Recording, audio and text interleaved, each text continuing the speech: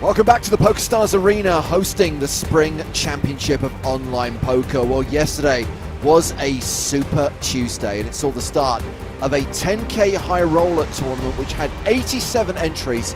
They played into the money last night, they played down to the final table, and now 9 players return, competing for the Scoop Trophy and a first prize of more than $200,000. We're cards up all the way, the we being myself, James Hartigan, and him, Joe Stapleton. Joe, you're going to need to unmute yourself if you want to be heard on the stream.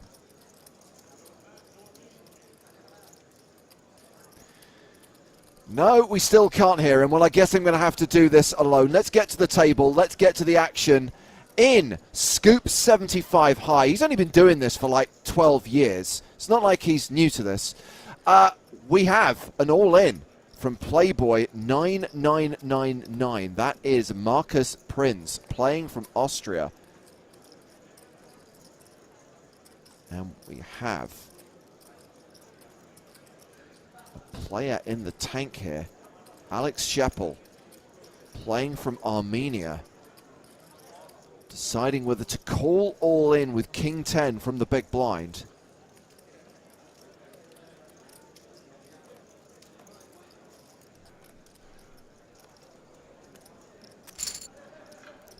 Flipping. Do we have a flip?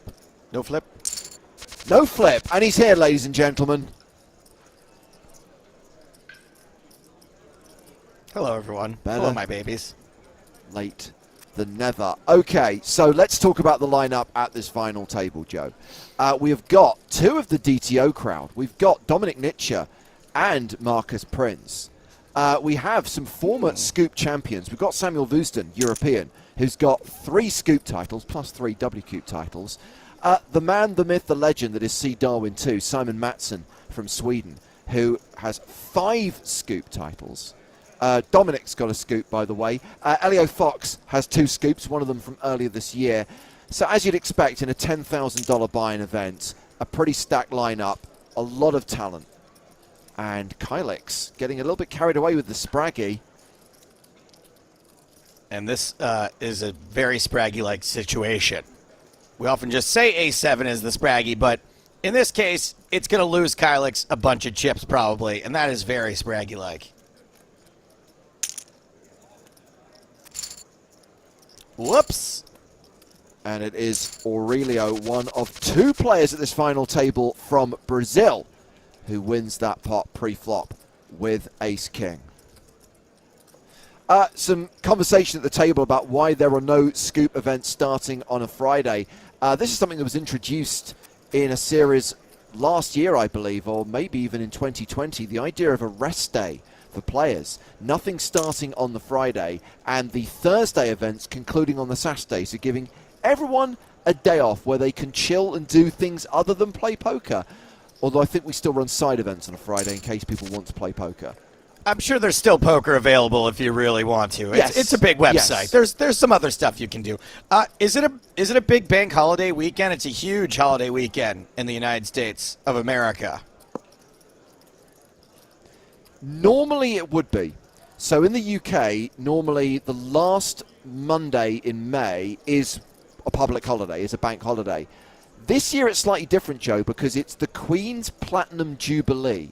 So instead of there being a single public holiday, there's a double public holiday, but it's at the end of the week rather than the start of the week. So instead of being Monday the 31st, it's Thursday the 2nd and Friday the 3rd of June. So it's those 2 days that will be a public holiday. It's a fun time of year. I don't know if you got to use the Queen as an excuse. Fine.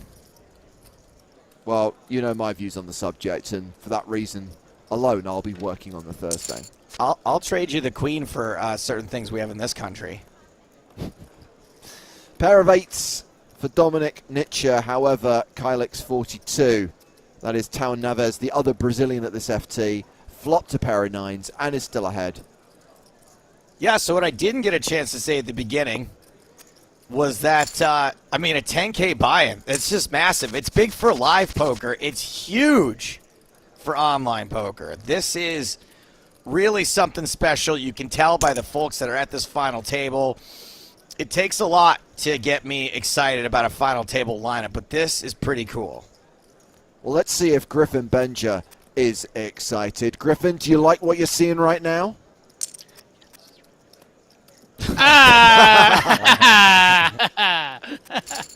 Very exciting. Very excited to be here. King, Queen, and Samuel Woosden has flopped top pair.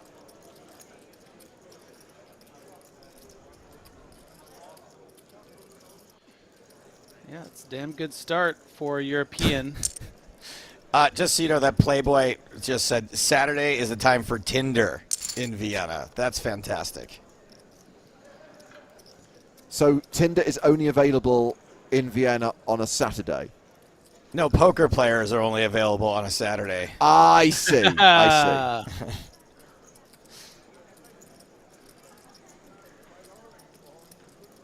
The most sought-after group of men on Tinder. That's right. I was going to say. So basically, as a public service announcement to all women living in Vienna, avoid Tinder on Saturday. Yeah. So European establishing, ready to play for stacks here on that 10 turn, and it really improved Alex Scheppel's chances. So you're sitting there with your ace-jack, you floated the flop, now you've turned all this equity. What do you do? Call, miss, fold. It's the title of my book. Do the Joe Stapleton move. Call, miss, fold. The Joe Stapleton story. Ah, way too smart.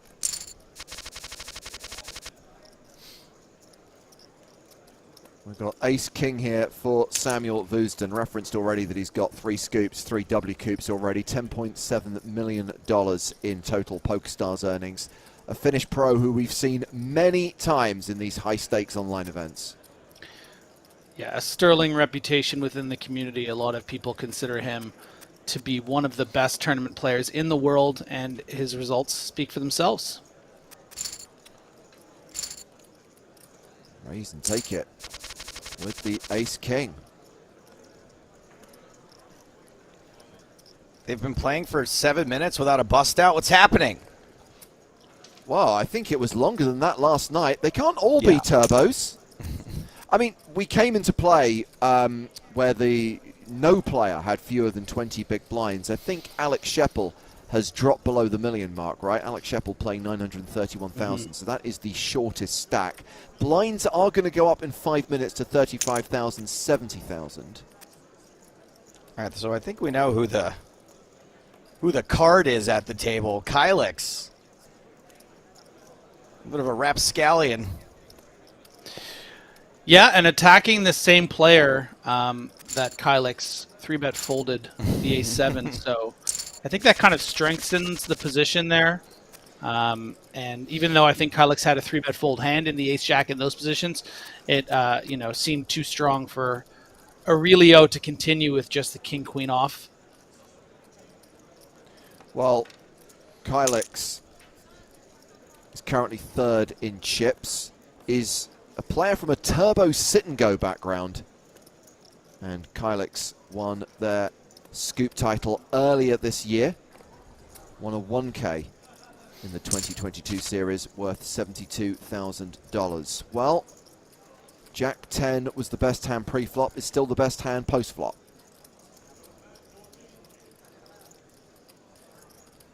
Not a standard open for European. I don't think Jack deuce off from the small blind, but able to put some pressure on this, sub 30 big blind stack. And you see that very, very big bet on the flop to try to push out any floats.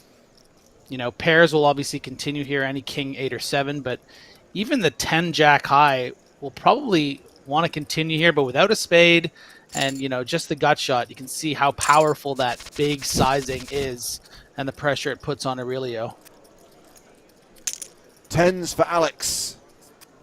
Opens to 120,000.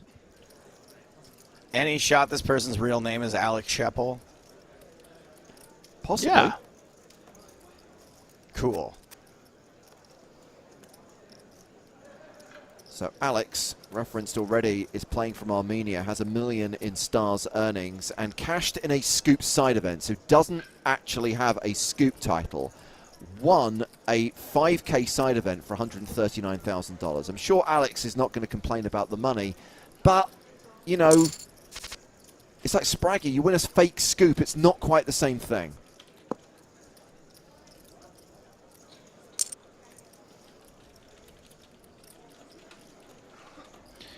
Good opportunity to pay the minimum here for Playboy. Try to pop off a 4 or a 5 or some more equity on the turn. That's not bad, but it's not great because of what Scheppel holds with that 10 of diamonds. Yeah.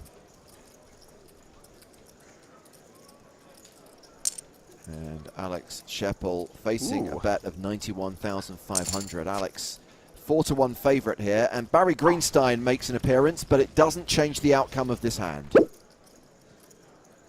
It's interesting because Playboy essentially set the price by betting 91,000 on the turn, prepared to fold to a raise, but wanting to really establish how much they wanted to pay. But now with that ace on the river, yeah, it creates a scenario where Playboy definitely doesn't think that he has the best hand and can perhaps get folds out of hands like pocket tens. So very nice adjustment there from Playboy to find that nice bluff early at this final table.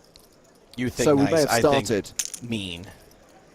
We may have started this final table without any short stacks, but we now have Alex Scheppel in the danger zone. Danger zone. Danger zone. Especially when the blinds go up in a couple of hands' time. 9-6 suited for Samuel Vuzden, opening to 120,000. Called by Smock Rock Flock, who we did see at a final table earlier this week, right? It was Monday's event? That is correct. Got coolered with the queens to the kings, so didn't get a chance to play for one of those top prizes. But this is a good start in getting to that place this time and facing another big continuation bet from European. Yeah, it was that 5K Titans PKO event that we streamed on Monday that was over inside of an hour and 50 minutes.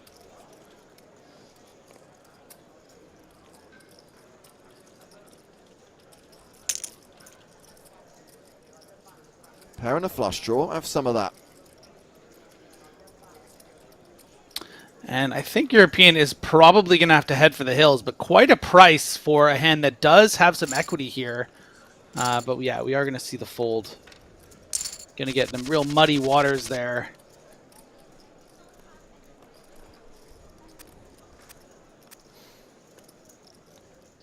Well, it's the Grafton for Simon Matson.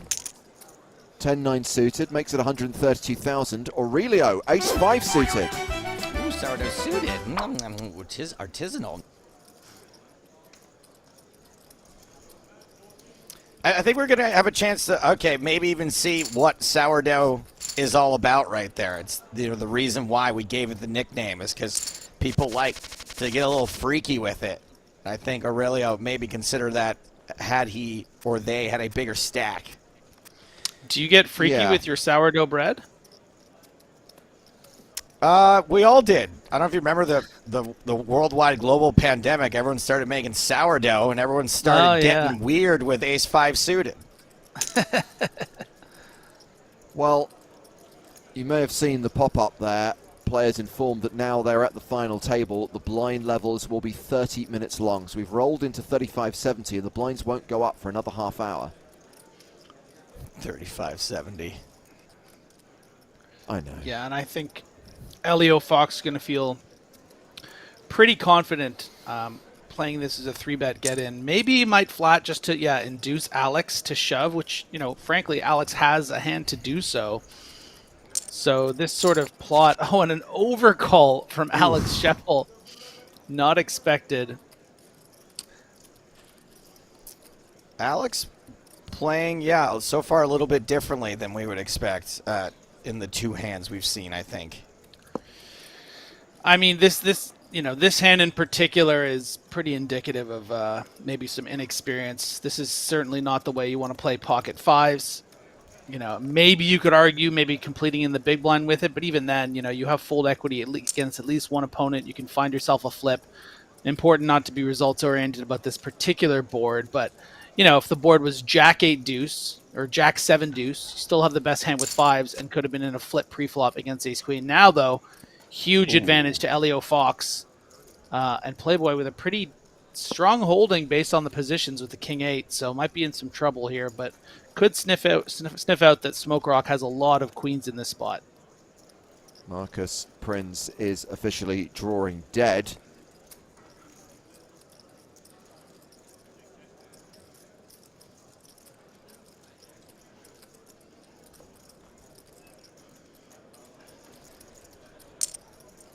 And a bet of 420,000.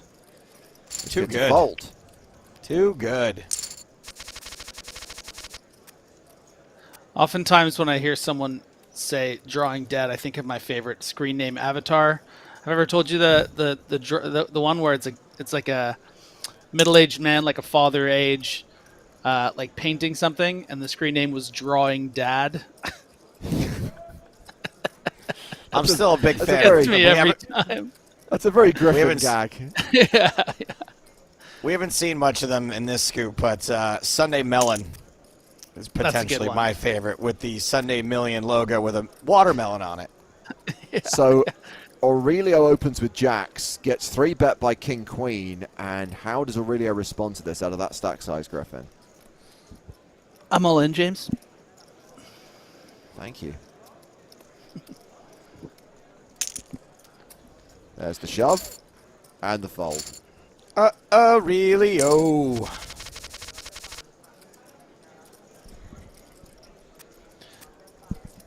I was actually reminded of another great screen name the other day. Is You Can't Be Odd Job. GoldenEye. GoldenEye fans. Nice. Yeah.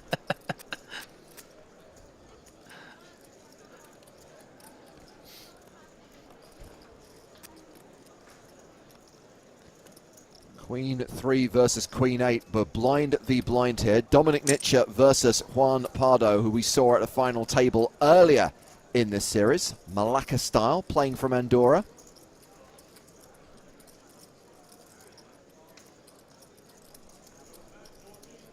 And your host, Malacca style, with musical guest Bunatiro. That's Don Pardo, not Juan Pardo. Sorry.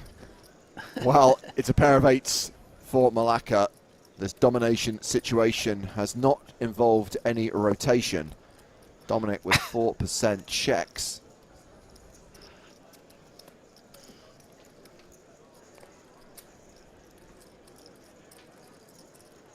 Yeah, it was the 25k super high roller that we streamed last week. Juan Pardo came third in that event for 184,000. Yes, and to answer that day's most frequently asked question, yes, we know what Malacca means. Thank you for your future question.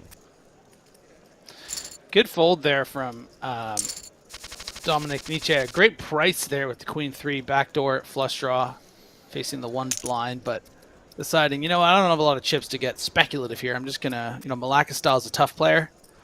I'm out of here. And happen to have the one hand you really didn't want your opponent to have in the Queen 8. You know what would be great is if Dominic Nitsche just made like a big fat mistake.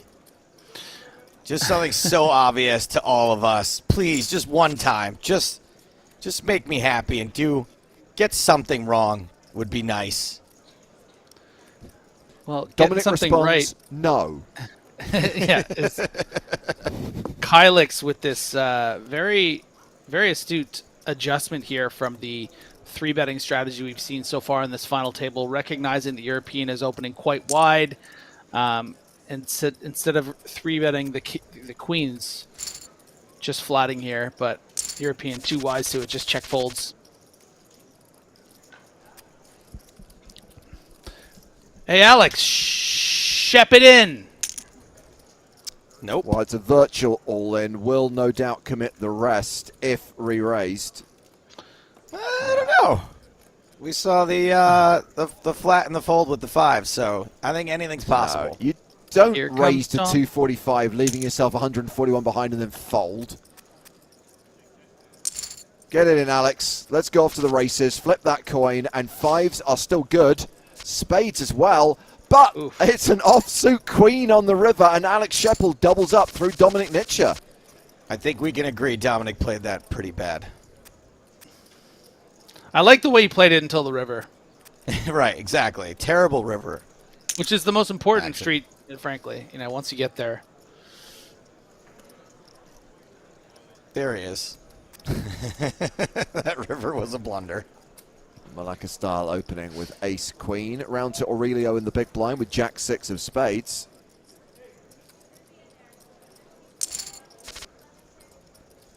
I like that word, blunder.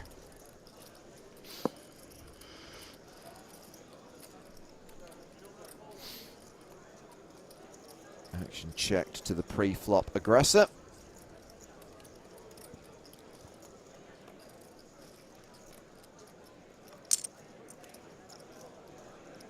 Continuation bet of 70,000.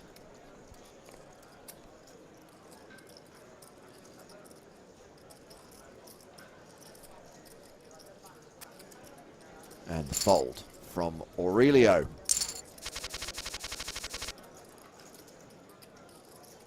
So Alex still the shortest stack at this final table. Dominic now also on the low side, playing $1 million.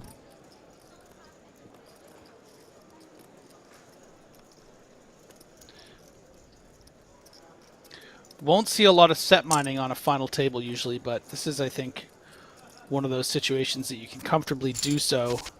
Chip leader on chip leader, you have more chips than the raiser. You're in position. Only 2 players behind to squeeze. And you're also the best player in the world. Well, it's a pair of queens for Kylix. Action has been checked to Samuel Woosden.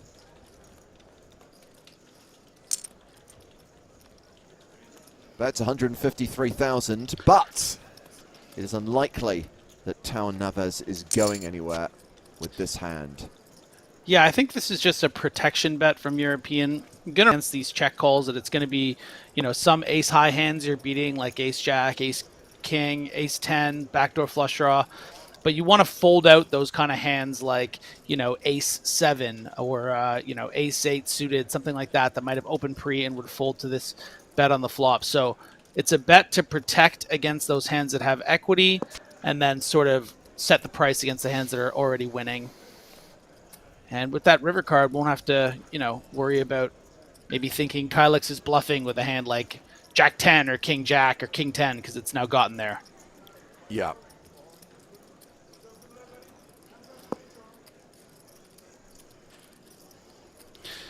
Having said that, European is going to be pretty confident that he doesn't have the best hand unless his opponent has ace jack. So what if he thinks his opponent Kylix has something like 7s here or 8s? Might want to turn 4s into a bluff, but elects not to do so. But I think that's where that pause comes from.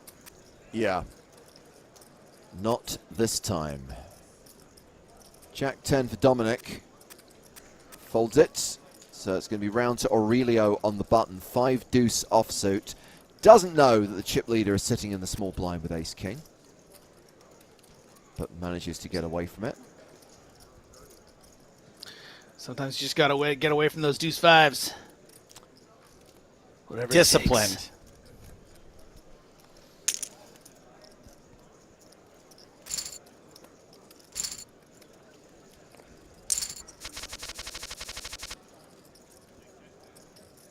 Come on, let's get a big hand in before we hit this break.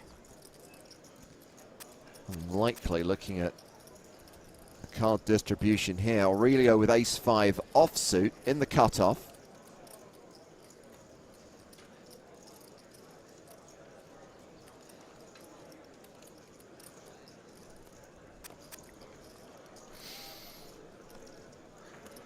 Kind of a tough spot for Aurelio to open. We see that how, the rest of the players don't exactly have a hand, but Aurelio's been really attacked by the players on their left, and Alex Scheppel's short stack in the big blind. It's just tough to open up the ace 5 there, but you saw the thought. Okay. Ooh. Ace king versus ace queen. There is some potential here. Oh, you hate to see it. Keep on thinking about that Christian Bale meme when I see a nice hand.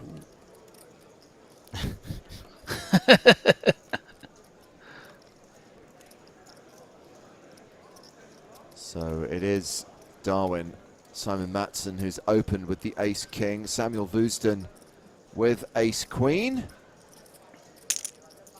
Elects to 3-bet, re-raising to 385,000. That'll get everyone else to fold.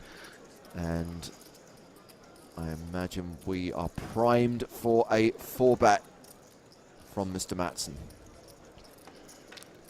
Yeah, and you can see how much easier this becomes to play when you do use it as a 3-bet fold. You're folding really the top of your range of what you're willing to do this with, but yeah, when you just call, you're going to be dominated on the flop. And I don't think European's going to get too married to this hand and will be prepared to fold the top of his range. But again, I don't know. There's so much dynamic between these two.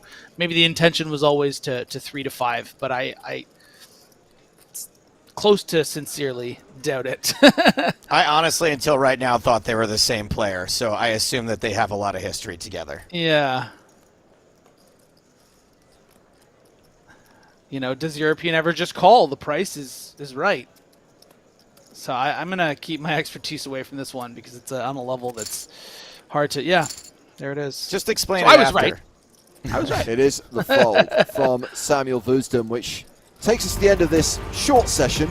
No eliminations so far, and Playboy 99999 still in the catbird seat. More final table action on the other side of this 5-minute break. We're going to put Griffin on pause as we get an update on the series on day 16 of the Spring Championship of Online Poker. If you want stats, if you want stories, good news. Our man from the PokerStars blog could give you both. Please welcome our scoop correspondent. He's got the looks, he's got the brains, he's Howard Swains.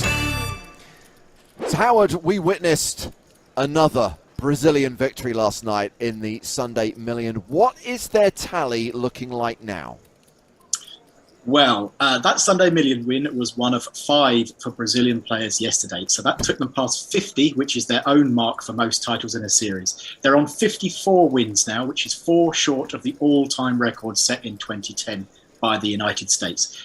But here's something interesting too. Brazil have now won more scoop titles in the history of the series than anybody else. So coming into this year, they had 209 and the UK had 240. But as it stands right now, Brazil has 265 all-time and the UK has 256. And by 2016, Brazil only had 20 titles. So this has all happened in the past 6 years. Absurd. Vamu indeed. Look, let's keep up the amazing accomplishments and impressive stats. We had our first triple winner of the series yesterday, or rather we talked about that yesterday. There's now been another. Yeah, and it was kind of interesting how it happened, actually, because 2 double champions were heads up in a 5-30 deuce to 7 single draw. They were the Drunk Life, James Willett, and Senge. So one of them was guaranteed to be a triple champion. Turned out to be Senge, another one of Norway's Mixed Games Wizards. He has 4 career titles, 3 from this year. We also had another double champion yesterday, Hungary's Fish on Heater. So that's 14 double champs and 2 triples. Howard, I'm told we have to talk about the 1K stud final table. Is it because of all the dark money that Big Stud is pumping into the game? Why do we have to talk about this? Yeah, well, it's because this final table was absurd. It had on it, in order, Ole Shemin, Tobias Lepnis, Patrick Leonard, and Benny Glaser, plus Chilolini. So between those 5 players, there were 26 scoop titles. Chilolini won it, giving him 17.5k and a 4th career title. I can't be absolutely certain about this, but I would be amazed if there's been a final table that decorated before. It was the studs. Yeah, absolutely. One thing I have to make an announcement. Apparently, we have to say Glosser now. It's Benny Glosser, he told me, so just going to announce that to the world. Also, I'm guessing it's a coincidence you can't spell the word leaderboard without most of the letters from Patrick Leonard's last name. Yeah, I mean, he picks up points every single day. Another chunk yesterday. He now leads the leaderboard by more than 300 points ahead of pre-move. He also leads the medium. Ole Shemian is leading the high, and Dartserg from Belarus is leading the low. But it's all about Leonard still. Yeah, I mean, would you say he's a lock now, Howard, or is it too early to call it? I mean, officially, it's still too early. I did say that yesterday, and I think he's locked. Okay. Howard's going to stake his reputation on it. Before you leave us, please give us a stat attack. Okay, here we go. 777,000 entries. Prize pools, $56.6 million. First prize payouts, $8.9 million. There's 9 tournaments that are ongoing right now, and there'll be another 11 starting today. So that is going up and up and up. Cool. And of course, we'll get more numbers from you. Another update when we check in on Monday, when we kick off our coverage of the main event. All those main events starting on Sunday. Yeah, that's going to be huge as well, of course. So all those numbers are just going to get bigger and bigger. Fantastic. We'll see you next week, Howard. For now, thank you. Good night. Kind of feel we need to give Brazil their own plinth in the Scoop Hall of Fame. We are heading back to the final table of event 75 high, where I should point out there is chance of another Brazilian champion. There are 2 Brazilians at the final table, and one of them is currently second in chips, that player being Kylix 42. Blinds as we come back, still 35,000, 70,000. It is the Austrian player Marcus Prince, the Playboy, who has the chip lead right now, and it is Alex Scheppel from Armenia who is the shortest stack. Joe Stapleton is on break. Griffin Benja is back in the booth. Looks like these guys are going to grind this one out, Griff. Yeah, great to hear from Howard, though. Best numbers man in the game. Great numbers. Great numbers.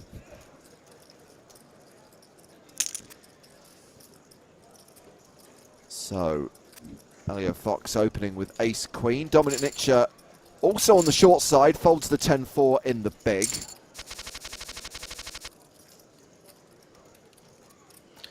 Not quite in the danger zone, but certainly in the caution zone is Bunataro. Yeah. And it's Simon Matson, C. Darwin 2, who opens with ace-queen. And someone has an animation-worthy hand at the hijack. Ooh, sourdough suited. Which is artisanal. But quickly folds it. I wanted you to get it in there before he folded it, because I thought he was going to fold there.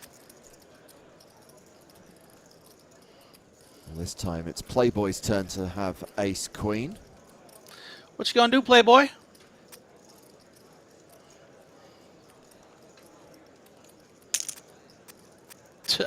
Min raise. So predictable.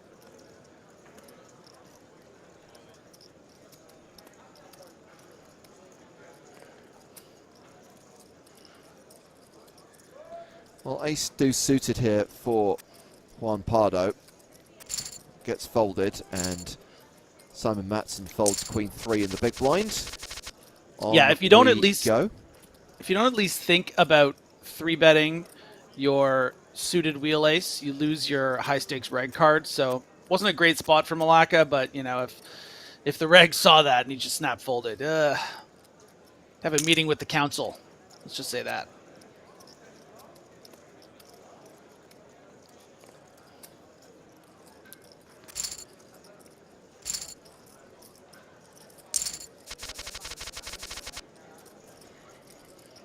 Nine. Oh boy. This is going to be trouble for Smoke Rock. You know, this can be played as a 3-bet or a call, but either way, I think the money's going to end up all in with Alex Scheppel. If you think about how this hand's going to shake out, once Elio enters the pot as either a 3-bet or a call, it's going to seem very strong to Playboy, and then once Scheppel shoves, those 9s really shrink up, and I think that Playboy is going to be able to get away for just the single raise.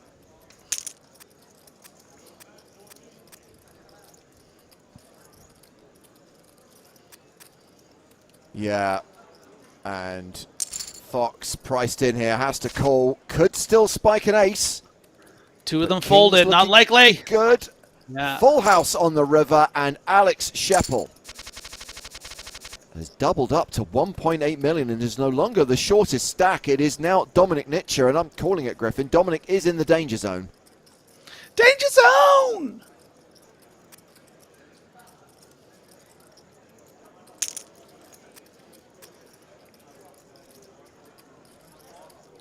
Definitely an open on the looser side here for Kylix, but once you get past that short stack, and as long as those bigger stacks at the cutoff and button don't get involved, but we do see Darwin flat the dominating ace-jack, so a bit of trouble here for Kylix. And certainly going to see a call in the big here from Playboy, so 3 ways. Straight possibilities for Kylix. Top pair for Simon Matson, who has near enough 80% equity. Yeah, you'd love to have a diamond in your hand if and a continuation bet here.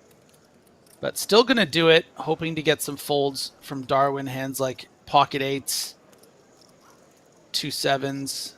Going to expect a call from all the aces and kings, but you also kind of want to set the price to get that turn card, and has picked up more equity with this double gutter, as they call it. Double belly buster. Double belly buster. That's the other name. I prefer that one. Because belly is just an all-round better word. So now you're sitting there. You've increased your equity. You know you can fold out some kings a lot of the time here with a big bet, and that's what Kylix decides to do. The other thing is, even if you are against an ace, you probably won't get a fold out here, but you might be able to on the river. So Kylix might have designs to get a little crazy on this river. You really are against a capped range here. You know, pocket 9s being the strongest hand that Darwin can have, but can't have ace-king. Would have 3-bet pre-flop almost surely. So gonna have hands like ace-10 suited, ace-jack off a lot of the time, and Kylix might be prepared to go all the way. You can see how perfectly this has been set up as far as the pot and what Darwin has left. So definitely, could be the designs of Kylix here. If anyone is capable of making a call here, though, it would be C. Darwin 2. This 4 of hearts, no help. And just an air ball for Kylix. Pretty good candidate with ace-jack to call to because you don't have a diamond in your hand. So it makes it more likely your opponent could have something like queen-jack, queen-10 of diamonds. Action gets checked to Matson, who checks behind, wins the pot, up to nearly 4 million. So C. Darwin 2 now second on the leaderboard. Kylix drops down into third place. And we are still 9-handed at the final table of this 10K Super Tuesday High Roller.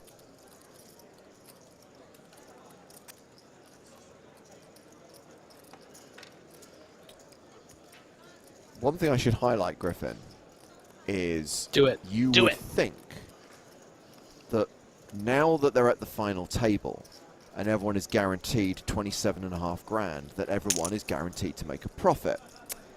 However, there is one player, and I'm afraid I'm going to have to name and shame here, it's European, it's Samuel Woosden, who bought in 3 times.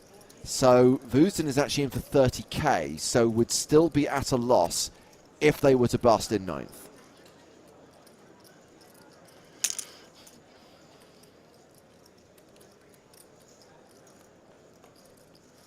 Everyone else in for just $10,000. 58 unique entries in this, 29 re-entries. Exceeded the guarantee. I love it when you get Swaney on us, James. Bringing out your little numbers. Well, I think it's important to highlight that this was advertised as an 800k guarantee, and it actually ran as an 800k guarantee and actually exceeded that by $70,000.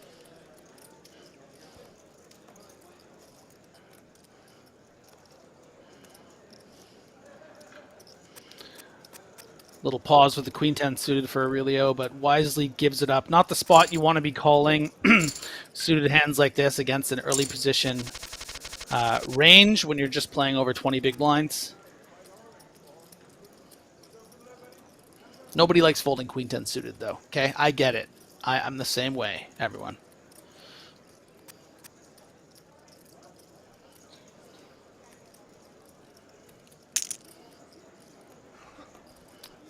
Ace 4 of diamonds, raising the button.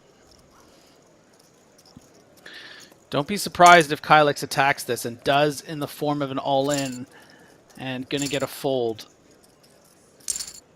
Definitely a wide hand to do that with, but I think Kylix recognizing that Scheppel's gonna be over-folding there. Now, what does Aurelio do here, Griffin? And I'm just highlighting the fact that we've got a player, Dominic Nitscher, with a 10 big blind stack. You've got just over 20 bigs. Well, you can't fold. I think that Yeah. it's kind of nice to play this as a call just because you can sort of evaluate what goes on behind. European won't call your shove of 22 big blinds without a better hand or ace-king. So, wow, that is a really, I think, ICM-specific kind of fold. You look at your stack of 1.5 million. Smoke Rock has 1.6. Scheppel has 1.6. Punataro under 700,000 now. So very specific and, quite frankly, brilliant fold based on what European had. Yeah. So in that particular situation, worked out really well. But there's justification there. I understand why Aurelio made that quite tight fold. So queens here for Smock Rock Flock. Elio Fox from Canada. And I guess Kylix might get involved here with King, Queen of Hearts. Yeah, I think more than might, but the question is, does Kylix play it as a 3-bet or as a flat? I think it's better as a flat because you really don't want to be 3-bet folding this hand, and it's a bit too many chips to 3-bet call. So Kylix wisely adjusting here.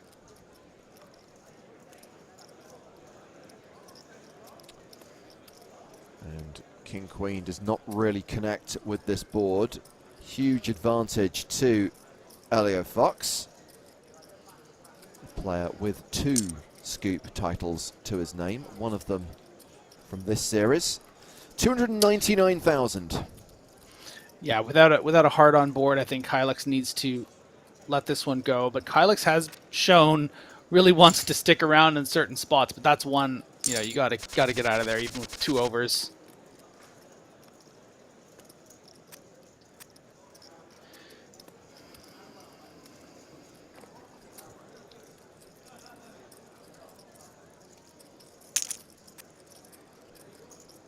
Opens this time with ace queen and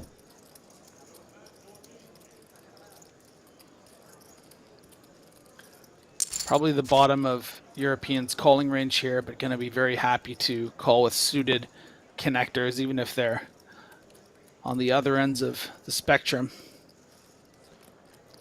yeah, and again, a situation where the other player has not connected in any way, so C-Bet should get the job done, and we move on to the next hand. Blinds up in just over 5 minutes' time. We're still at the 35-70 blind level right now. Dominic playing fewer than 10 bigs. A couple of players hovering around the 20 big blind mark. And Juan Pardo opening from the cutoff with ace-queen.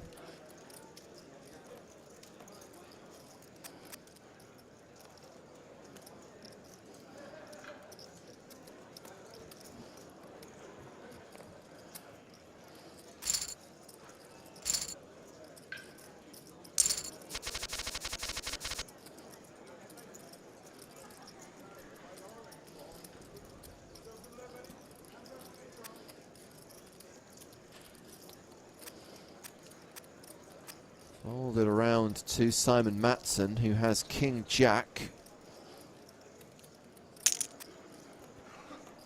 Aurelio, though, a great reshove hand with this ace-10 of hearts. Late position, ace-10 suited. One of the chip leaders raising at the cutoff. You just need to be able to put this all in here.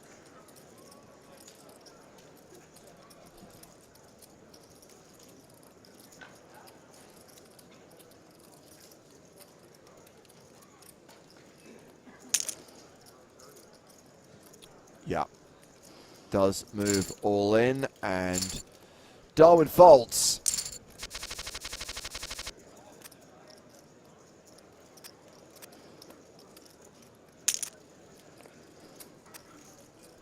It's King Jack for Malacca style. King Queen for Aurelio.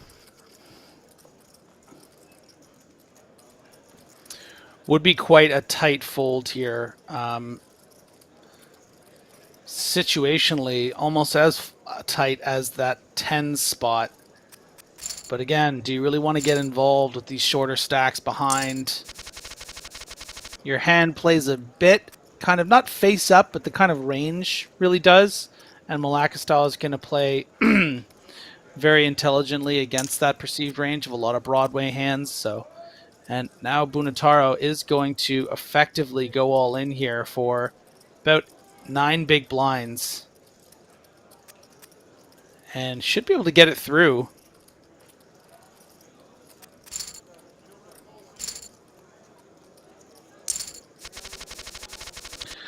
Arnie C9 asks, I think, a very vital question here on Twitch. Why is the ace-10 suited a shove, but the pocket 10's a fold? The ICM situation was the same.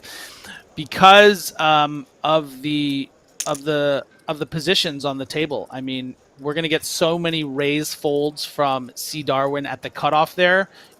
Ton of ace rags as low as king 9 off. So you're going to get so many folds when you shove. But with the 10s, it's a very strong raise position from your European who happen to have kings. But even beyond that, all the other players on the table to worry about. So that's really where it comes from. And Alex Sheppel, what are you doing, bud? Guys, we call this hand the Spraggy for a reason. It's because it's crap. So be careful how you play it.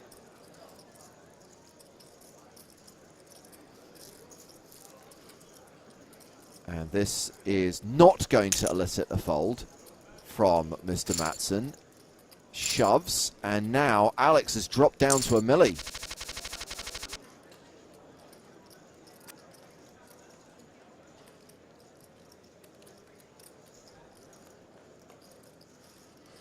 Darwin running into it right now. Ace queen suited now. Yeah.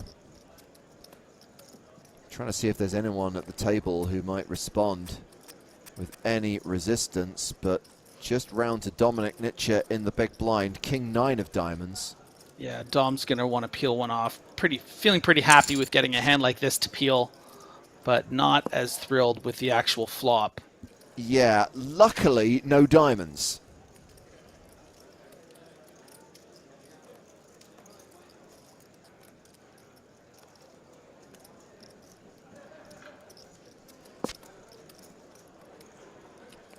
Action went check, check on the flop. Ace high still the best hand.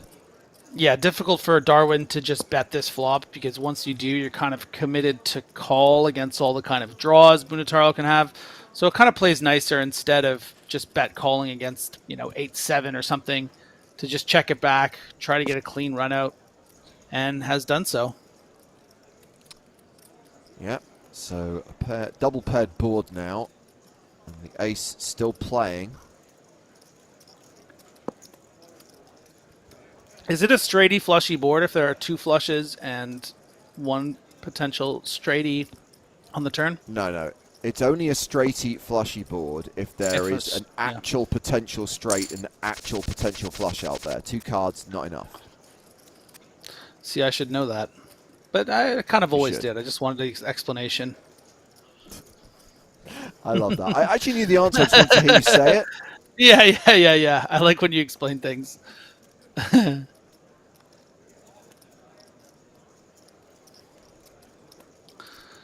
Elio with the Kojak. Wow. And makes the fold.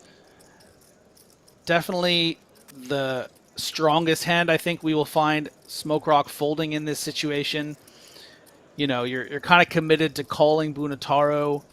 You don't want to have to raise fold against Sheppel, but you have to. Kylix has been playing really tough and prepared to open Queen 3 off. So, and just the call here. And again, this is sort of an ICM thing as well from Malacca. Doesn't want to just 3-bet get in 30-plus bigs here with all these short stacks. Yeah. Staying under-repped, keeping weaker hands in there, but the 3 pops off. The rotation, Griffin, the rotation. Yes. Let him know, James. And now takes over with a 98,000 bet on the flop. Gets called by Ace Queen.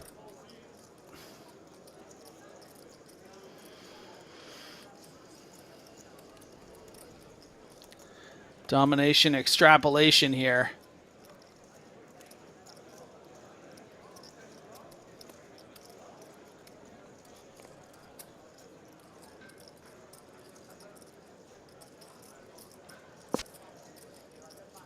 Oh, domination. Flip the nation. Restoration, re-implementation. Yes, those are the Either ones. way, that ace on the river has aided Malacca style.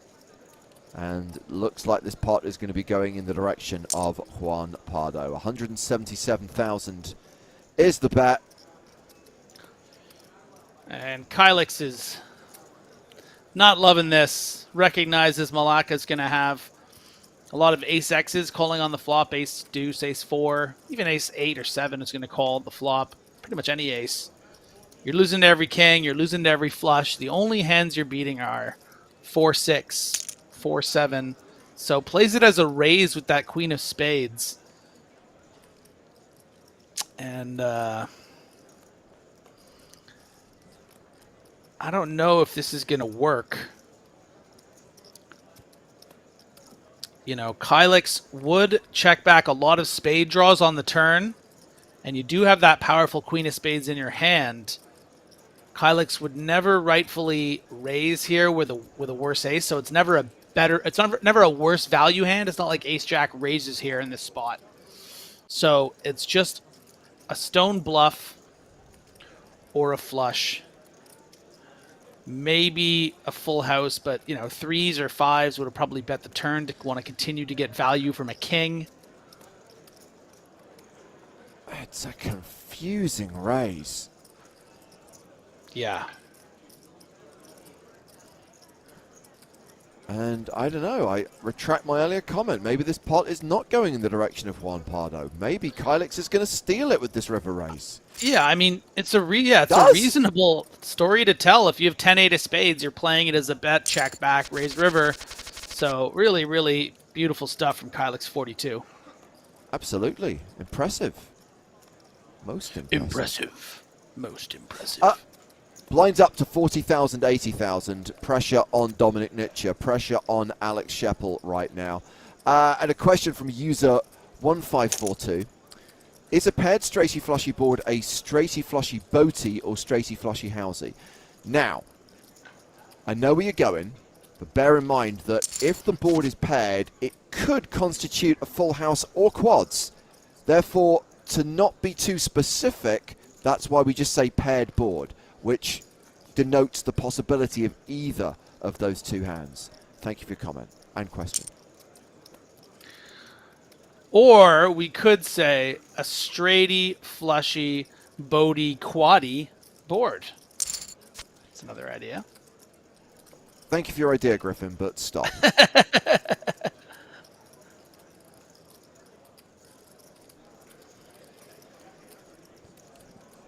Let's take something that's had a brand for an extended period of time and then let's change it for no reason.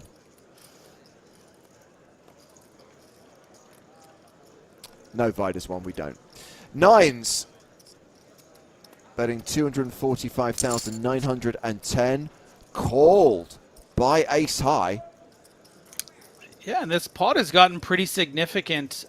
Darwin, of course, just flatting pre-flop from the big, so very under-repped with the pocket nines, calling the c-bet and then leading out on the turn to really attack hands like this that might think that, you know, ace high could be good. Maybe Darwin just has a straight draw. You still have that gut shot with the ace eight. But again, it's hard to put your opponent on nines, and you see this very small bet so bladed, just so like knowing what you want your opponent to call with, you know, any seven, any four, any pocket fives, ace highs like this. I think these players are often good enough to get away, as we see there, because that it looks like value. Yeah. But Darwin up to 5 million, a nice little pot. Absolutely, and that is going to give Darwin 2. That is going to give Simon Matson the chip lead at this nine-handed final table with that stack of 5 million. I mean, I've lost count of how many final tables we've seen Darwin 2 at over the course of the last 2 and a bit years. Nearly $20 million in PokerStars earnings, and as we referenced, 5 scoop titles, including one from earlier this series. European, great opportunity to shove on this 23 effective open from Malacca style.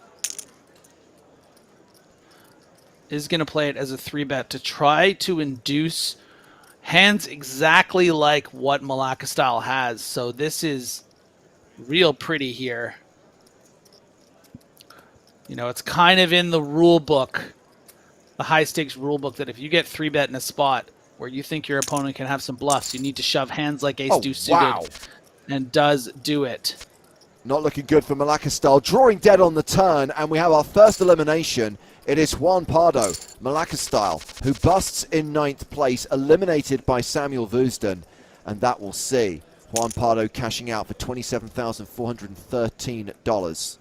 Everyone now guaranteed more than 34K, and Woosden second in chips. So it's Sweden 1 on the leaderboard, Finland 2, and Dominic Nitscher says, thank you, I just laddered. I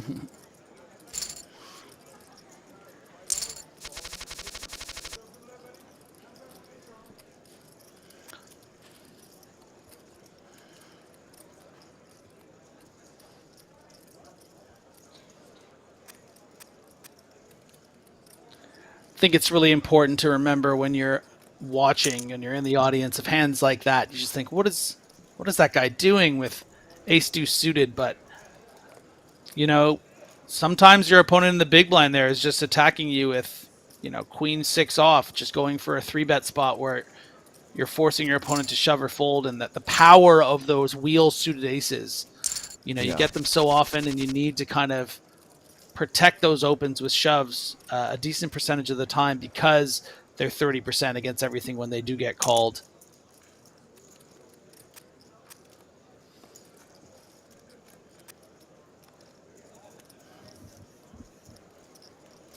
Well, we've got ace-jack here for Kylix and ace-king for Playboy.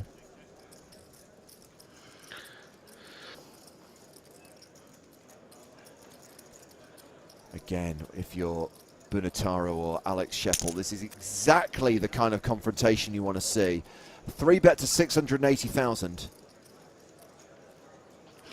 A very strong 3-bet here, but Kylix has a hand that I don't think they want to fold, but may just have to this size. All these other short stack, do you really want to get out of line here with this ace-jack suited? It's so suited. Does want to C3. And ace-king high remains the best hand on a queen 8-3 rainbow flop.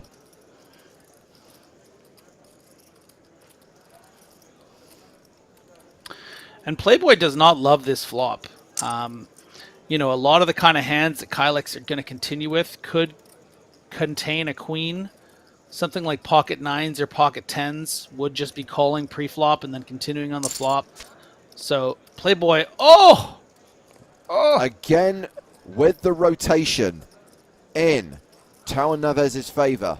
The Brazilian with second pair top kicker.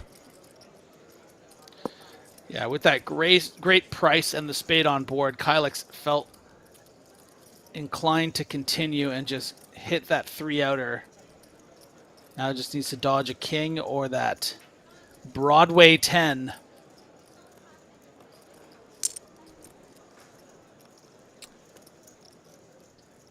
Going to put a question to you in a moment, Griffin. Let's just see how Playboy responds to this bet of 420,000. Folds. So some comments about players like Dominic and Alex Sheppel laddering up there. Black Plant says they don't care about a 7k pay jump really after putting 10k in as the buy-in. As someone who's played tournaments of this buy-in level, do these players care about a 7k pay jump?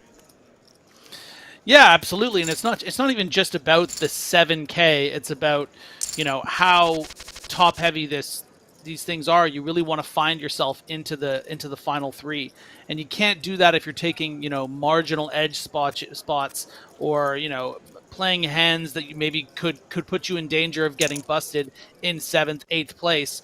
You need to find a way to sort of move up the ladder. I mean, even Playboy with 3 million here after losing that pot is still in a situation where, you know, they're in 4th in chips. 4th place plays almost $100,000 versus the 8th place of 34 grand, and that's, you know, that's almost 10 buy-ins in events like this, 20 buy-ins in 5Ks. These are the lifeblood of continuing this dream of being a high-stakes poker player. You can't just make these final tables once in a while and finish 8th. You need to find a way to get up there, and there are certain strategies and certain sort of ways to utilize knowledge of ICM to make that happen more frequently. Ace deuce opening here. It's Samuel Woosden.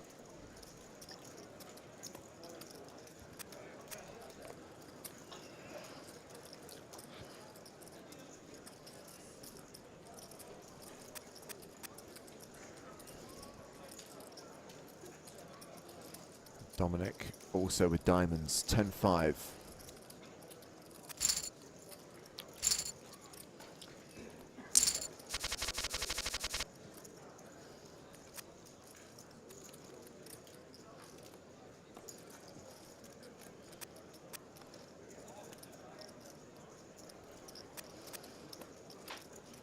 Folded to the button.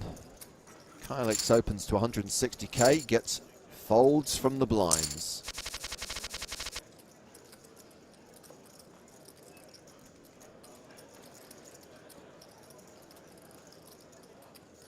Aurelio needs to make a fold here. It's so tempting with this suited king. You have the blocker, but based on your stack, the fact that there are 2 stacks under 10 big blinds, it certainly looks strong when you do open it, but No, now this has happened, and you think, ugh.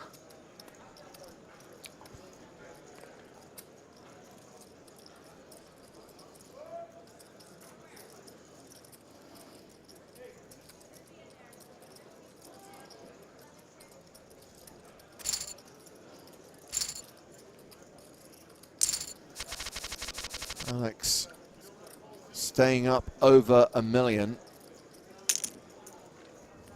Pretty much tied with Aurelio. He's also on the short side.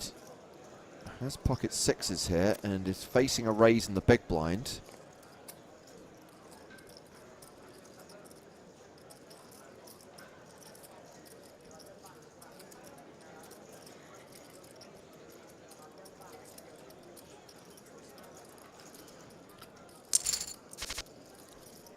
Just a call and flops a full house.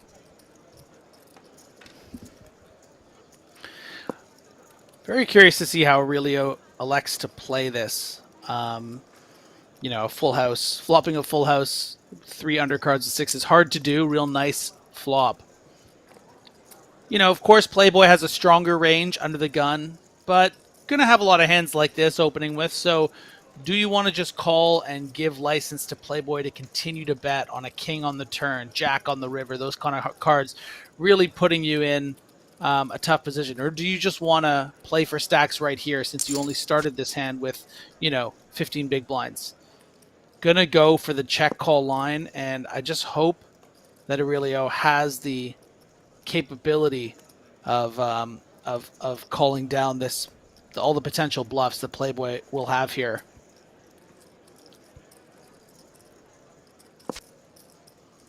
Oh, yucky potato. The 7 is always coming, and it aids Playboy. Coming 7. That's right, Sir Fred. It is gross. And Aurelio might even just value bet themselves here, wanting to set the price. Maybe get a little greedy against an ace high, but Playboy does not have the ace high, and almost sure will play this as a raise. I mean, if you think about what Aurelio has, unless it's a trapped hand pre-flop like kings, aces, queens, gonna have, yeah, just does call.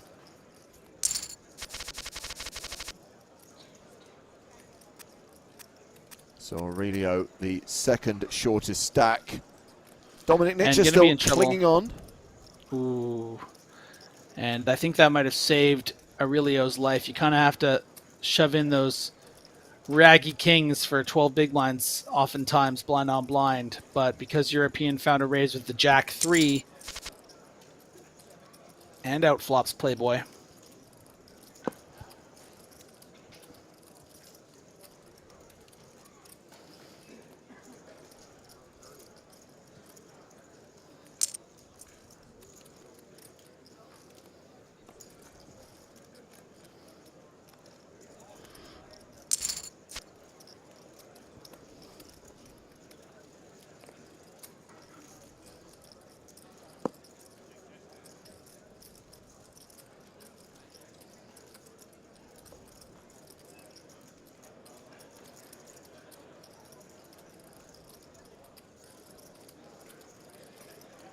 Well, pair of jacks still good. Playboy with the draw and misses. 2 pair now for European.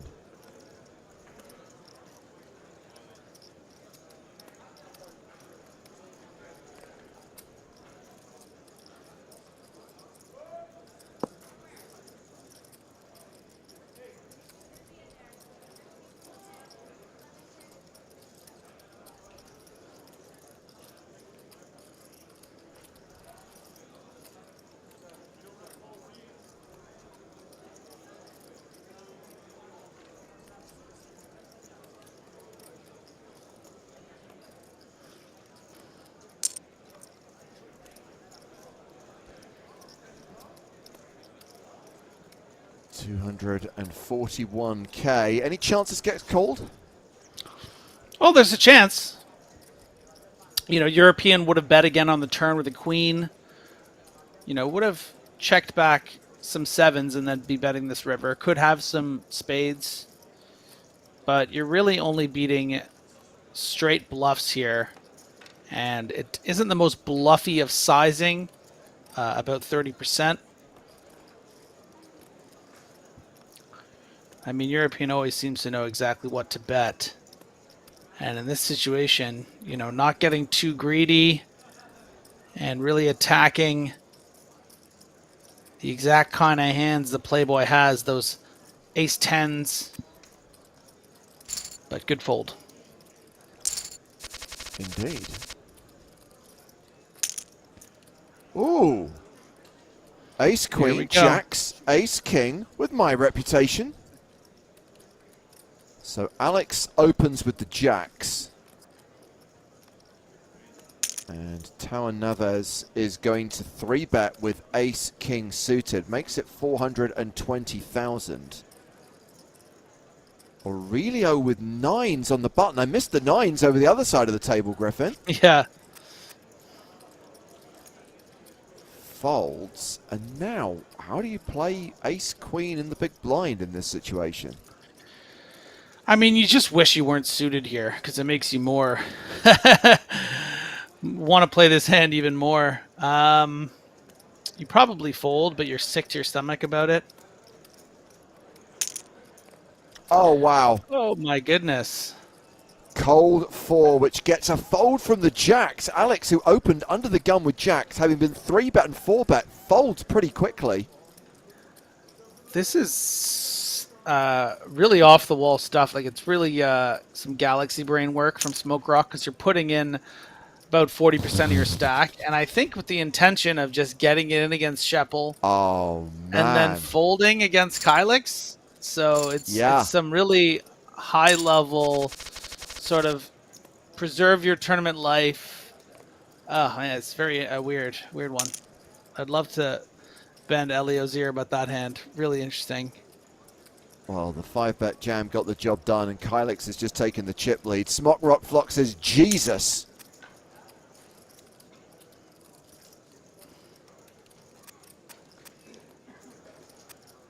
Dominic Nitscher has the snowmans. Nom, nom, nom, nom. Nom.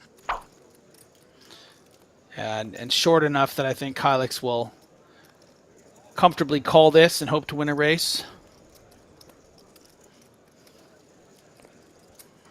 Will be flipping for his tournament life.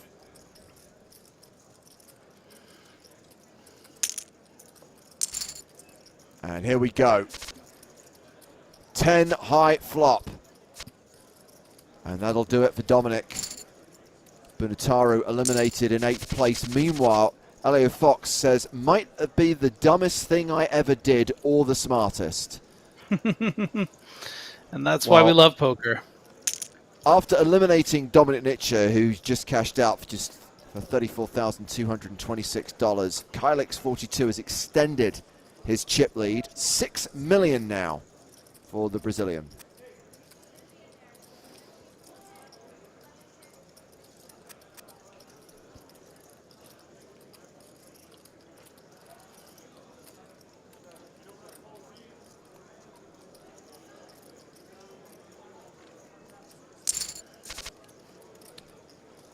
Ace Queen was good going in, is still good. Top pair.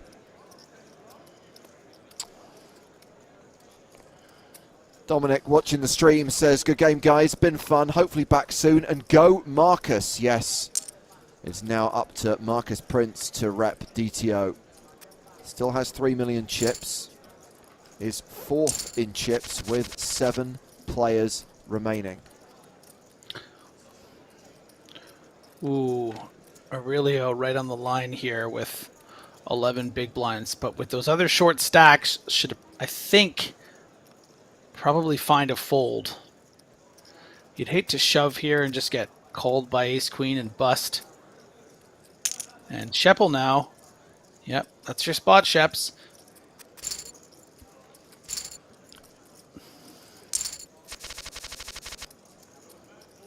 Yeah, and With Dominic now eliminated, Aurelio is the shortest stack. Alex Sheppel doesn't have a lot more. Both of these players at the 40-80 blind level in the danger zone. I think this hand right here for Playboy is a great example of the edge that you have when you have chips and how you can play it. Like just the last hand we saw Aurelio, this exact same hand, Queen 10 suited in the exact same position under the gun +1. Had to fold it because of having those 10 blinds. Instead, Playboy here, very comfortable, able to raise it and try to gain even more chips. So Griffin, don't you've be been short scored stacked. 0 out of 10 by John Delano, so I'm going to give you another chance. I'm going to give you an opportunity to redeem yourself. Aurelio and Alex Sheppel, both in the danger zone. Danger zone! Oh, God, I wish I hadn't asked. I missed the danger zone. Got there eventually.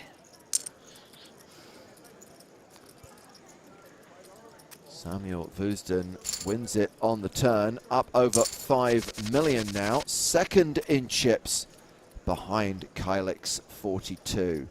So Fred asks, what was the starting stack? 250k, 250,000 chips. 250,000.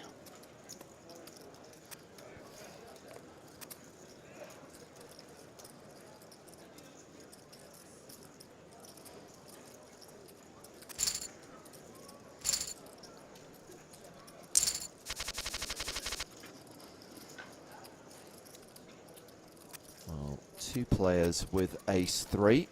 One of them gets folded. Samuel Woosden on the button raises to 160k.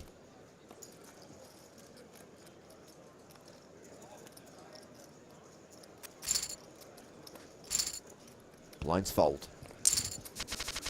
Blinds up in 5 minutes' time.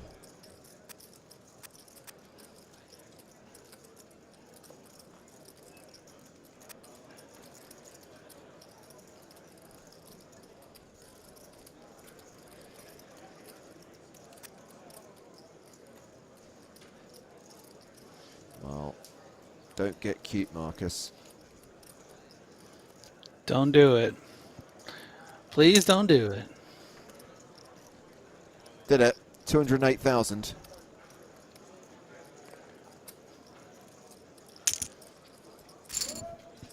And Elio Fox moves all in, gets a fold. Oh, Pocket flipping sevens coming. for Aurelio, absolutely, and ace-king.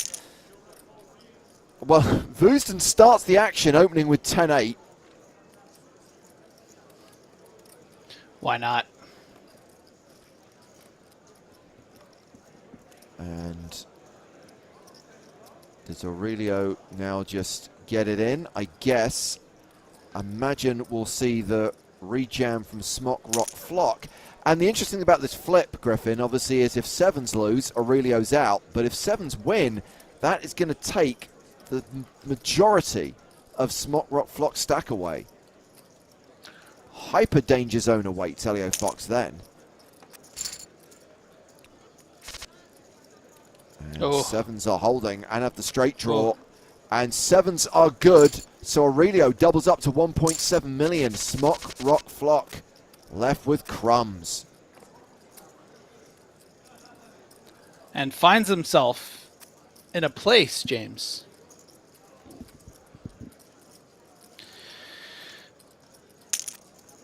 You got to tee me up, James. I can't just... Well, I would consider this to be, okay, chipped up a little bit. So it was going to be the hyper, but it's just going to be the standard danger zone. Danger zone! Oh, my God. It sounds like you're in pain. It sounds like somebody's inserting something somewhere where they shouldn't. They're inserting it in the danger zone. I mean, anything which prompts Joe to write "my job is safe." Do you realize what you have to do to elicit those words?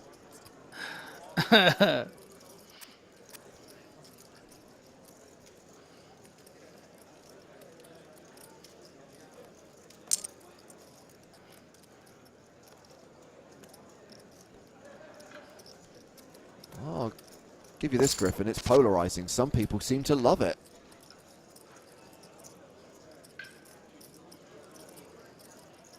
I have my babies out there too, you know. They're not all Joes. He likes to think they are. But Griff has babies too. You know who you are. All two of you. King 5 versus King 3. And there's a king on the turn.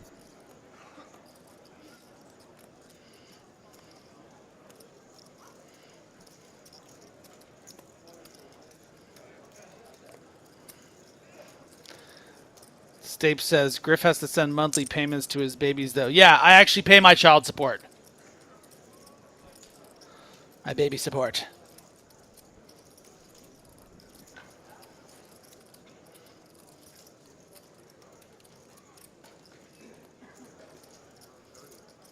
Is Woosden going to stick around with a worse king? Yes.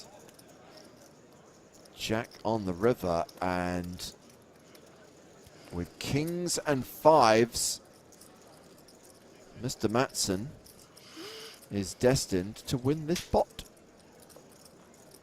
Destiny. This is, however, a straighty flushy board. It is also a street flush board.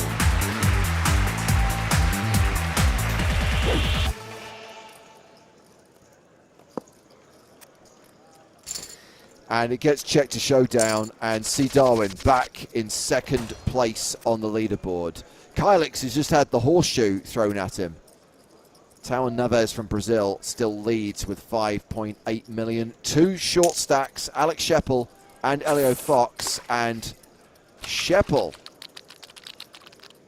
virtual shove with ace queen. Oh, they're all coming out now. Deck hitting you in the face. You're a fish. Blinds are 5,100.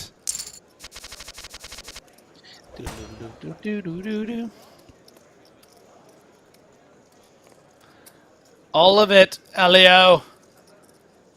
You must put them all out there. It is the only way. 5's calling here. Yes. For it is foretold that Elio Fox were to double up against the Playboy. And an ace and a queen. We'll see. Smock Rock Flock back in this thing. We're just shy of 15 bigs. Doubling up through Playboy. And oh, now we've got ace queen. Ooh, and For Smoke Rock Alex just got Scheppel. those chips. Ooh, and a hand that is right on the line for European. You know, an under the gun shove for 7 big blinds, sitting there with ace jack at the cutoff against like a reg. You feel like you're kind of maybe breaking even, maybe slightly ahead of the range, but against a player that's played pretty snug, I don't think it's a snap call, but European does make the call, which I think Smoke Rock is glad about, not having to fold. face that situation. Johnny. Domination rotation. And that will send Alex Scheppel to the rail. Scheppel out in 7th, cashing for $44,288, taking us down to the final 6. And Samuel Woosden now chip leading with close to 6 million.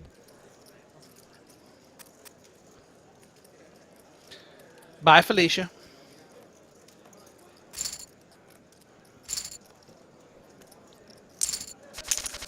So we've got 3, I'm going to call them monster stacks here. 3 players with more than 50 big blinds each, Griffin. Those players being Kylix, Darwin and European. And then we've got the shorties. We've got Smock Rock Flock on 13 bigs, Playboy 17 bigs, Aurelio 15 bigs, and Aurelio all in here with ace king. Yeah, the audacity of European to raise the king 4.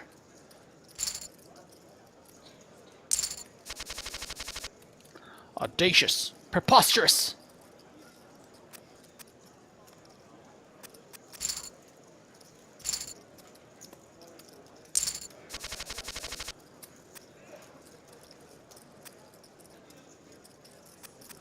Boodle Sandals says, how do you do the math so fast, James? I can only round up.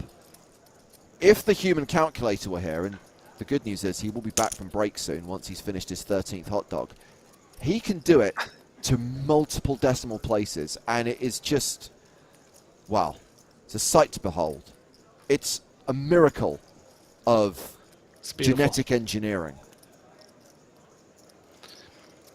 Legion 54 saying, sounding like Deckard Cain there. Then stay a while and listen. That's Who my is Deckard Cain. Oh, when you know, James, and you don't know. Where are my nerds at? Tell them who That's what I'm Deckard asking Cain the question, Griffin. I know, but I don't need to answer it because I got my people. They're coming. Who's Deckard Cain? They don't answer in a minute. I'll tell you who it is. Thank you, Sir Fred, 2018. Deckard Cain is the sage, wise wizard man who sells you things in the main town of Diablo, the famous Blizzard game. All right. I figured you might have played Diablo. Diablo's it's a classic. You would have loved Diablo. You and I could have partied up. You'd be a good rogue. Or a necromancer. You'd be a good necromancer, James. I was always a spinning barbarian. and you'll always like be a spinning barbarian to me, Griffin. Yeah, like the Tasmanian devil. I would just go. Whirlwind was the attack. And you get these things called Stones of Jordans, which are these rings, and you could trade them with people. Everyone knows. There is Smoke no rock.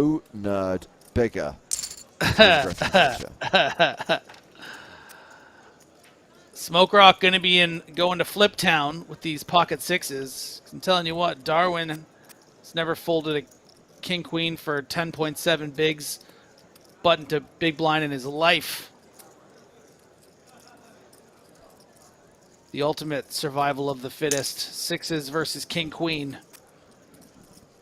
Yeah, all in for 10 big blinds, and Simon Matson calls with the king queen, another flip, and a queen on the flop. No six on the river, and that will do it for Smoke Rock Flock. Elio Fox eliminated on the last hand of the session. We go to break, and Simon Matson has reclaimed the chip lead. C. Darwin 2 sits in the #1 position with a stack of 6.4 million. Kylek second in chips with 5.8 million, and that will leave the start of day chip leader Marcus Prince, Playboy, as the short stack with 15 big blinds. Back to the action inside of 5 minutes as we bring Joe Stapleton back into the conversation. Did you get that reference then, Joe, the video game that Griffin was talking about? Absolutely not. Did not get that reference. But I have been wanting to talk to Griffin about video games for a while now. And you too, James. Okay, well, now's your chance, buddy. We've got a 5-minute break. So I finished Dying Light 2. I finished the main story, and I will say I was pretty underwhelmed by it, like most people said I would be. It was totally fine. But I have started playing. This was cheap in the PlayStation Store. A game called Serious Sam. And it's a pretty violent first-person shooter, but it's all aliens you're blowing up. And it's just like one of these. It's like, remember the old top-down games, Griffin, like Gradius, where you had like a spaceship and you're just like basically dodging things forever? Yeah. This is like that. Only it's a first-person shooter, so it's just constant like wave after wave after wave of bad guys. Really fun, and the dialogue is really good and really funny. Like, it's genuinely like a super fun play. It's just hard enough. I'm really enjoying it, and it's like $20. When did it come out? Because Serious Sam is like a famous kind of like franchise from the, I guess. Serious Sam 4 is the one I'm talking about. Yeah. Okay. Now let me see what the release date was nice. on it. September 2020. So, yeah. Oh, how fun! I think it's pretty fun. Have you played any of the playing new right now, like Griffin? Dooms? What am I playing right now? I play Overwatch every once in a while. I'm really off the exact moment. No, yeah, I'm really off the single player train lately. I bought Dying Light 2 just like Joe and put 15, 20 hours into it, but I kind of fell off it a bit. I bought the new Horizon Zero Dawn, but I haven't even started it. Most of my free kind of like time, I've been watching a lot of baseball and stuff. I'm a bit out of video games right now, which is too bad. A lot of great TV. Been watching movies. But I'm eventually going to get a surge of gaming, probably closer to the fall, I think, or when there's a game that I just like absolutely have to play, like God of War Ragnarok or what have you. Yeah, yeah. I'm not unlike you, Griffin. I haven't played anything for a long time. I haven't even switched the Xbox on for several. I was going to say weeks. It's more like months now. And in free time, it is mainly watching stuff. I mean, Joe, we talk about this on the podcast all the time. There's just so much TV to get through, and I've got a huge to-watch list, and trying to keep up with movies as well. It's hard. There's a lot of things pulling you in a number of directions. Exactly. Yeah, and it's all like a certain quality level too, right? It's like really hard to find something that's like actually genuinely bad out there. And some of the things that are kind of bordering on bad are things that we love too much to stop watching anyway. Like, for example, guys, I know so many people that love Moon Knight. It really doesn't do it for me. Like, I don't know what everyone else is watching, but I feel like I'm watching a totally different show. Yeah, I haven't even started it yet because I'm really marveled out at the moment. And I've got really mixed feelings about the Obi-Wan series. I hope it's good, but I'm going in with low expectations. The one thing I've got very high expectations for, though, is the Top Gun movie. And, I've been to the cinema quite a bit recently, and I'm definitely going to go back to see that because I haven't read any detailed reviews, but even just seeing the top line headlines and scores, people seem to think this is a masterpiece. Yeah, I don't know if you can really trust that anymore. It turns out, like, because the card counter did the same thing, there's like an embargo on bad reviews, so only the good reviews come out right away, and so it kind of makes it seem like everything's getting stellar reviews when really it's just a marketing ploy. This movie might be great, but it's hard to tell these days. It's like so like even Rotten Tomatoes is like kind of dishonest in the way they do things. Okay. I mean, I heard that this people I trust is good. This sounds like an exception to that rule. I heard Tom Cruise got like a 5-minute standing ovation at a screening and stuff. I don't know. It sounds like it might be a big deal. I mean, the guy doesn't really do bad movies, so I wouldn't be surprised. But yeah. Well, look, action has restarted at this now 5-handed final table. I will take my own break, and I'll leave you with Griffin and Joe. All right, my babies, welcome back. 5 players to go. Back to the real video game, a.k.a. online poker. Still the oldest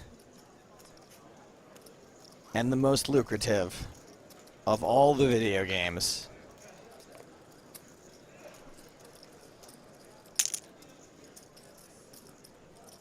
Very tricky. 3-bet winners by Darwin with the ace-8. Just taking this blocker, trying to fold out hands like, well, frankly, like this. Yeah, so what do you do now? A 10-9 suited, and you've just called a re-raise and you missed. Well, you only have an SPR of 1-1. I think Darwin's going to need to bet something small here, hoping that Playboy hasn't connected with this queen-high board, which is, going to happen sometimes with some king-queens, queen-jack suiteds, queen-10 suiteds.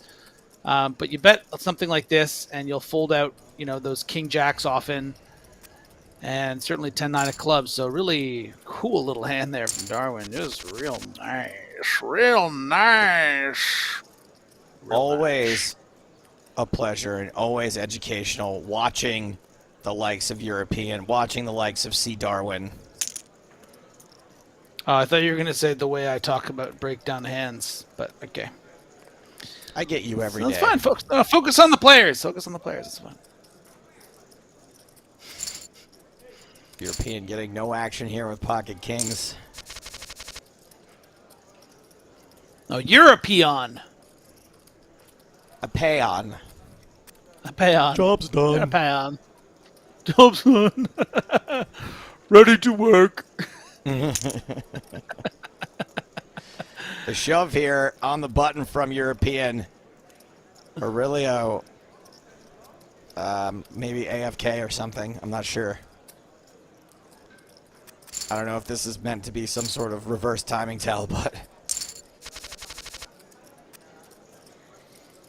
Oh my gosh. I don't know if we can do this without James. Oh. Do what? Well, I was going to say the song, but I think Playboy is going to shove and Kylix might fold, so never mind. Never mind. There won't be a song coming up, so I'll give you one now.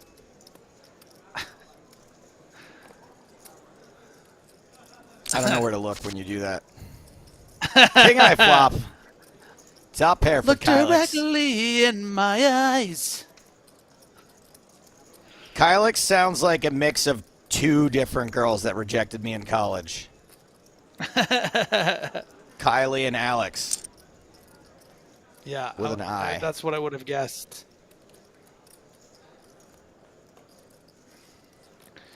Kylie was actually the first love of my life. And by love, I mean my first crush. I must have been in grade, I don't even know, 4 or 5 or something. And my best friend at the time was named Kyle. And I wrote these invitations for my birthday party. And I gave them out to everyone. And I gave one to Kyle, but I'd accidentally spelt the name Kylie because I was always thinking about her. And then apparently he had like read it and then just like thrown it on the ground, and someone found it and was going around being like, "Oh my God, Griffin invited Kylie to his sleepover party." I'm like, "No, I didn't. It was supposed to be Kyle." It was like very embarrassing. I thought I would just share it all with you. I will comment that in a second here. We do have a relatively big hand developing here. 2.1 million in the middle. European firing away with 10 high. Yeah, and found a river here where... Yeah, this is a bluffable river.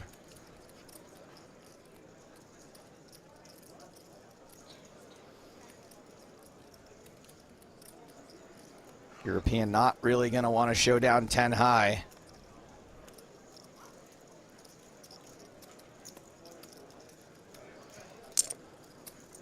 And bets 1.5 into 2.1.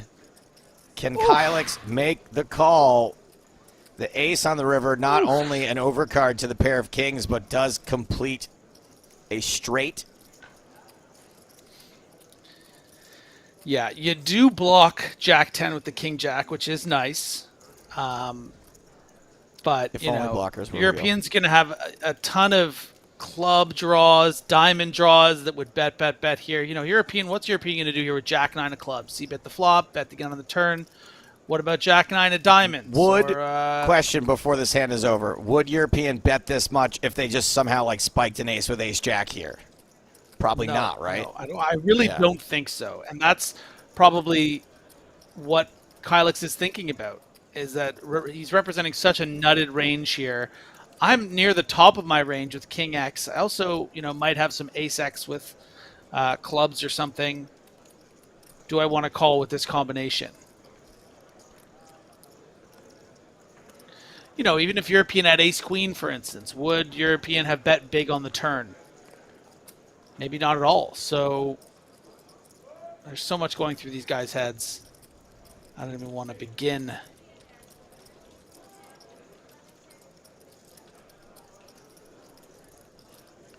Really going into the time bank here.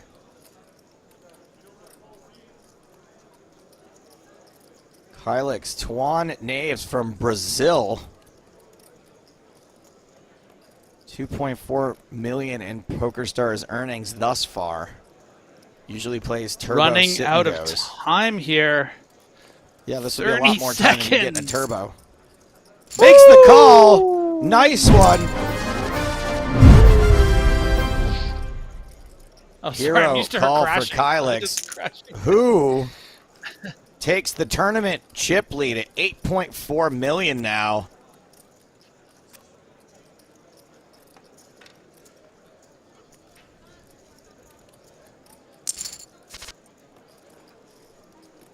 Vudrin Darwin taking a flop. Top pair, top kicker for European.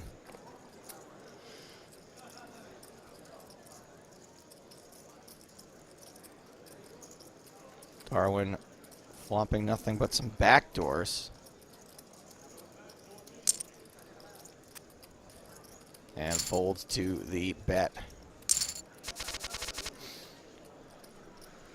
Anyway, Griffin, so Kylie, did it ever work out with her or what? No, it didn't. But I see that she's married with kids now, and that's, just the one. Boy, so it the really one that didn't work got out away. for her. Poor girl. She could be Out living with you and dusting off Dragon Ball Z maquettes with no children. No chance of children. Hiding your video games from you. That happened one time, okay, and I was really into it. Really into that game. And a full Stardew house on Valley. the turn for Kylix. Ooh. Griffin and I are both very lucky is that we both have girlfriends that let us do literally whatever we want all the time. And it's really kind of unfair. I can't really speak for Griffin's relationship. But I know that I will spend... you got a nail on the head. Oh, no. Oh, no.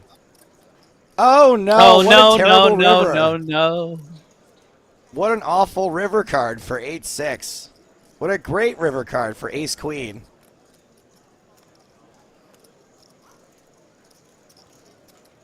Oh, yeah. Oh, yeah. 1.2, the bet from European. Ooh. I mean, Might this is find just like way a to side. win this. This is a side call, right? Well, the thing is, European could be flatting in the big blind with something like 7s or 8s and has some jacks calling the flop, so actually baby. fold. Woo. No song That today. is European. Very well played there. Very gross run out actually for pronounced Kylix. European. European, nice work. Anyway, I could play. I could. said that, like, on record. I could play video games literally for 6 hours, and then my girlfriend would be like, "Hey, do you think you could help me?" And I'll be like, "Oh, fine. God."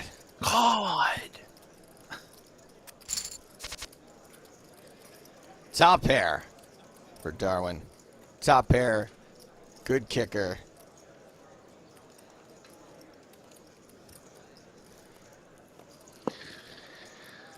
Kylix gonna have to take their licks in this hand.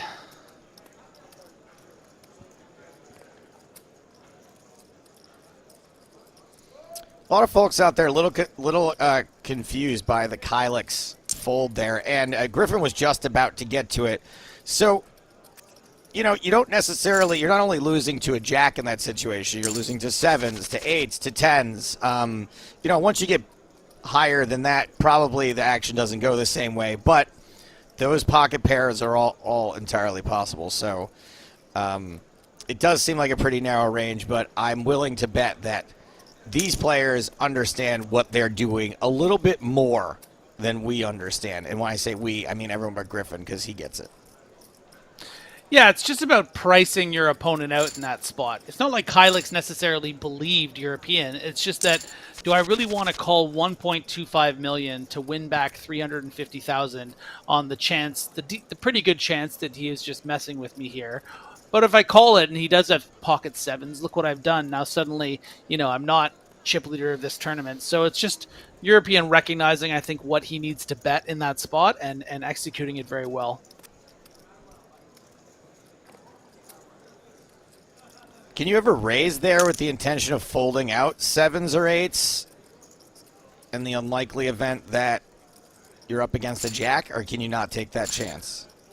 I mean, there are ways for you to get like tricky sometimes in spots like that, but it's just not, you know, there wasn't a particularly a lot of room to do it.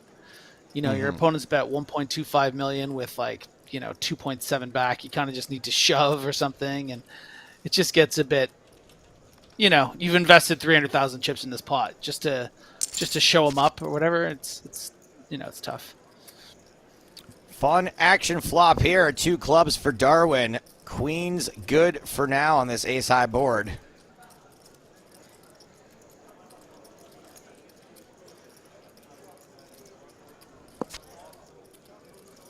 Baldy Drongo says, thanks for the explanation. Thank you, Griffin. That was great. Flush on the turn. European drawing dead with a very dangerous 4-card flush draw. Yeah, the nut flush here. And European might elect to start betting here to get some value from some 10x to beef up the pot against other lower clubs, but does wisely check it back. And now Darwin's got to be thinking, ugh, how am I going to get value from this pot? European didn't want to bet the flop, so almost surely doesn't have an ace. Didn't want to bet the turn, so, you know, this king, which I have in my hand, I need to bet something small and really hope that, you know, European just calls with something like this. Small indeed, about a quarter of the pot.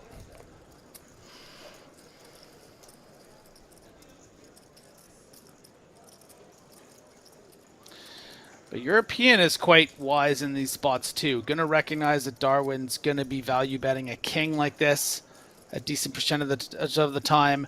I guess European's thinking, okay, does Darwin have any bluffs, and does Darwin ever bet like this with a 10? Probably not likely with a 10.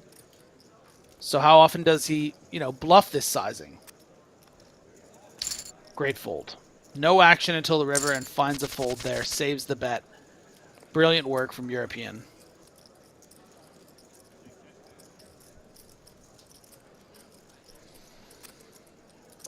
See Darwin neck and neck now with Kylix.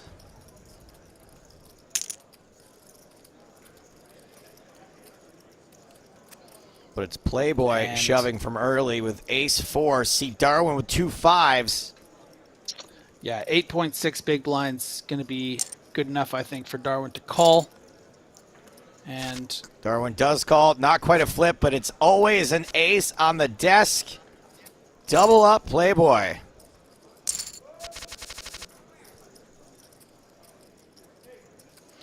And that's kind of what you're hoping for. You find a double up with a suck out, and then you get queens the next hand for your 19 bigs.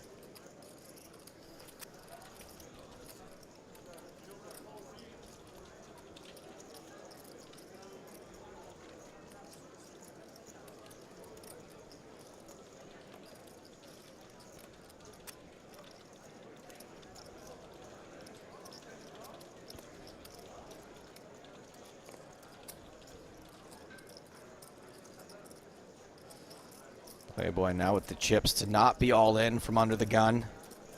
Raising pocket queens.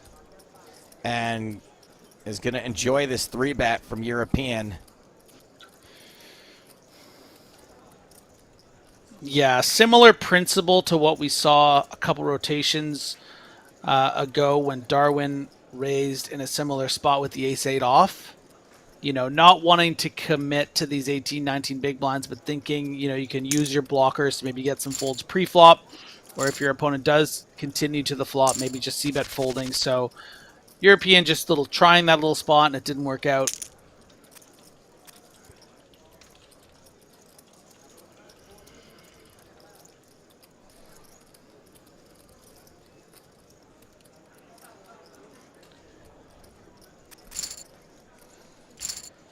Kylix taking one down pre-flop.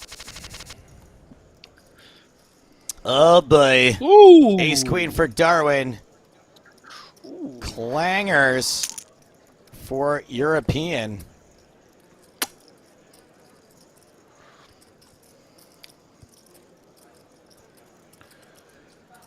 Now this is a very dangerous stack for Darwin to get in for over 30 big blinds. So Ooh, baby. Actually should be relieved the European just called here.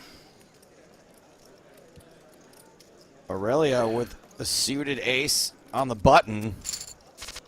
Can't do it. Flop is 9 high, 9-6 tray. Darwin misses.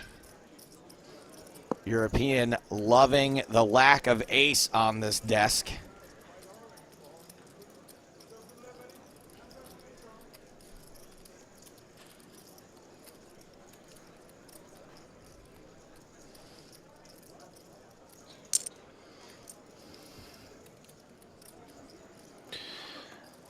Yeah, European gonna happily put some chips into this pot.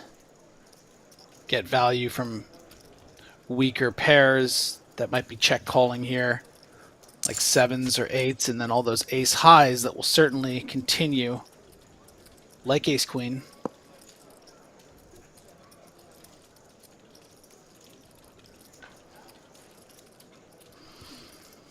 And real gut check moment here for C. Darwin. Definitely someone that has seen it all at these high stakes, has seen big bluffs in spots like this from his opponents in the past, but quickly folds. Snap fold. Snap folds, too good. Yep. And European picks up a couple of chips there. Line's going up in just over 5 minutes. Call it the 61-20 level. It's the Lily White luxury level.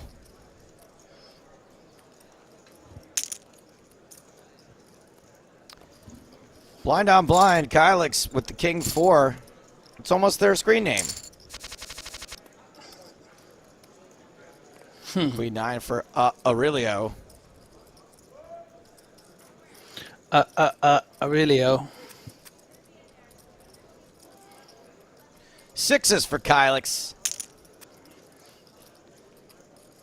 Quick fold from the 7 deuce, jack 6 for European. Also folds, raise, and take it. Kylix back up over 8 million.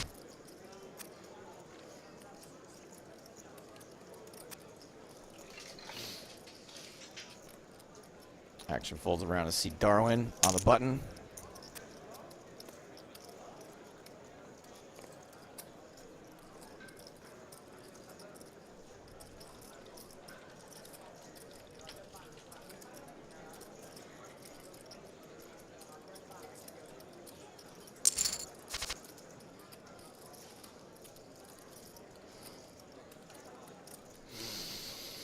Seven, 8, 9, 10. That is a straight draw. Aurelio with the necessary jack. Yeah, but nothing to really entice Aurelio to continue in this pot, so pretty fortunate board. Darwin would hate to bet fold here, though, and that's why I think we see the check back. As much as we can see Aurelio has the jack 4, that's not always what Aurelio has, and Aurelio probably prepared to check shove, a 10, some heart draws, some queens on the flop. So that's why Darwin decides to check back at that free card. Might hear from Darwin now, though, on the turn. Less likely Aurelio is on base with a 10 or a queen after another check. And you don't want to just get to showdown with 9 high, but does! And rivers the straight. And Aurelio might think that jack is good. 7, 8, 9, 10, jack, queen. That's what we call a really big straight. Yes. The bottom end of it, however.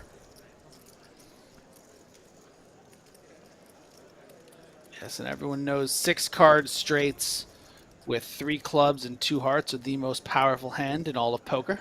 Oh, I did not know that. I'm going to write that down. Yeah, yes. It's a little too much for my post-it note. We got to abbreviate it somehow. Abbreviation. Always annoying when you improve on the river to the second best hand. Looks like Aurelio won't get hurt too bad. Yeah.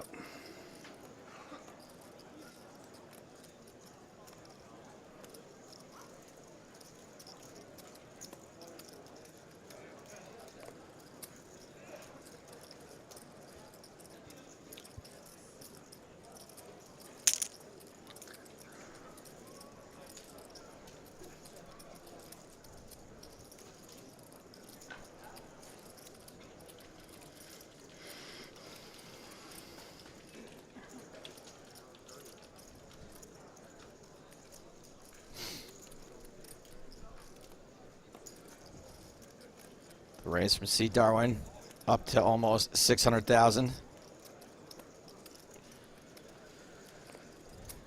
You really don't want to see a pair of jacks talk themselves into this.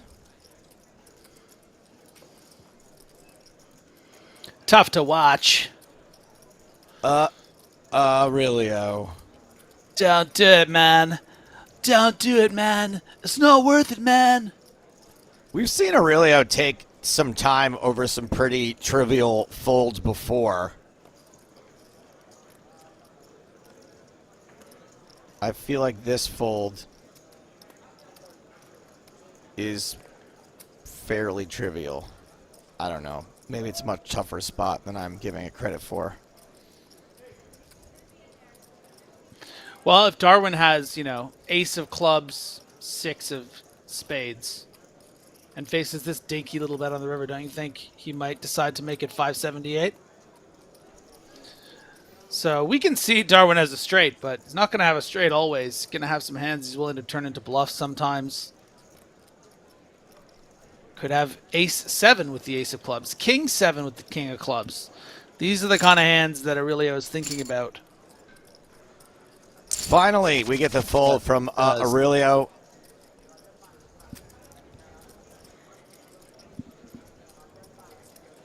See Darwin in early/late position, 5-handed, raising 9-8 off. 9-8. And should be enough to, pick it up. Pick it up. Pick it up. I might have to take a break and go crank it. Yeah.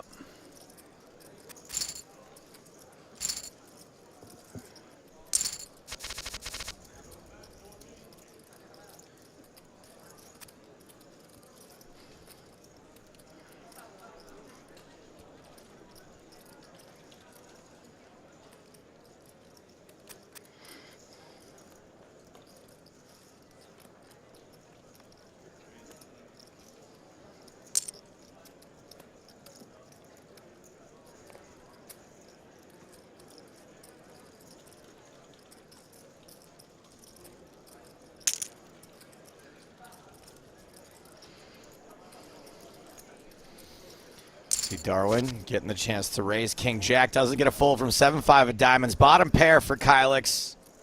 Funky little straight draw to go with it. Yeah, the double funky belly buster. Double Bottom end for funky Kylix. belly Top buster. end. I like it. Top end for Darwin.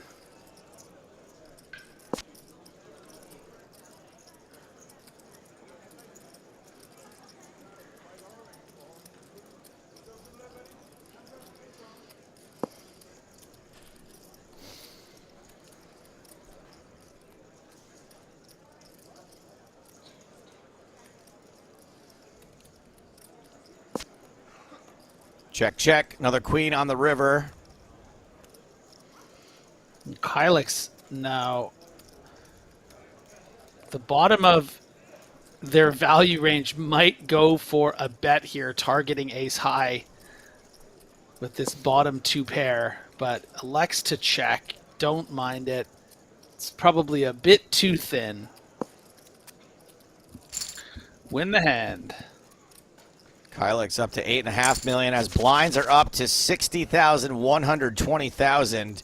Ace 10 for Aurelio. Under. All of it. There it is. Under 10 big blinds. And gets it through. 10-7 of diamonds for Playboy. Out. Ace 6 for Kylix. You know, sometimes you need to take your Kylix, and sometimes you get your Darwins. You know?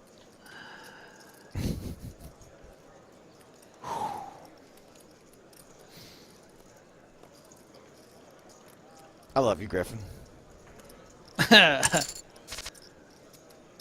We do see a defend from 5-9 suited from Aurelio. Not going to like this flop.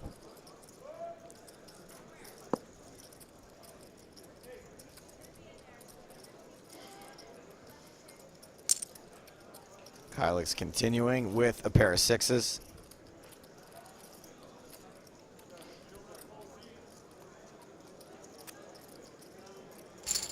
Oh, I just realized something pretty cool.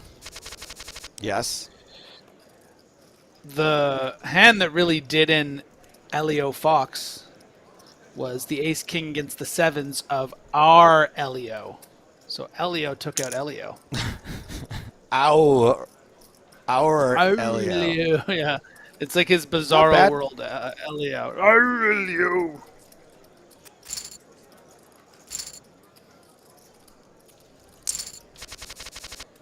To answer Tell you Dappy what. Dappy, I do read YouTube comments. It's just that there's rarely anything worth mentioning.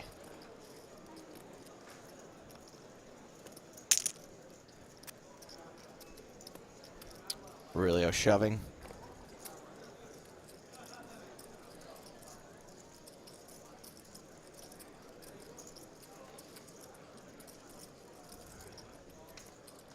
Kylix, for some reason, not folding Jack 10 right away, does eventually release. King Jack suited. European.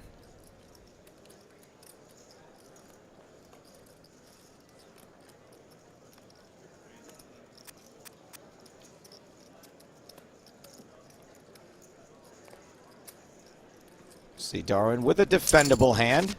6-4 suited and flops bottom pair. Pretty good. I almost said middle pair because it was in the middle of the other two cards. Nice.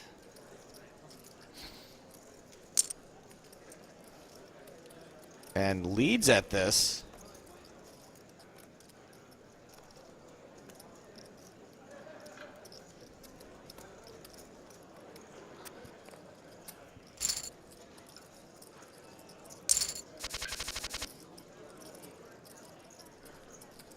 And gets the job done with that lead. Queen Jack for Playboy.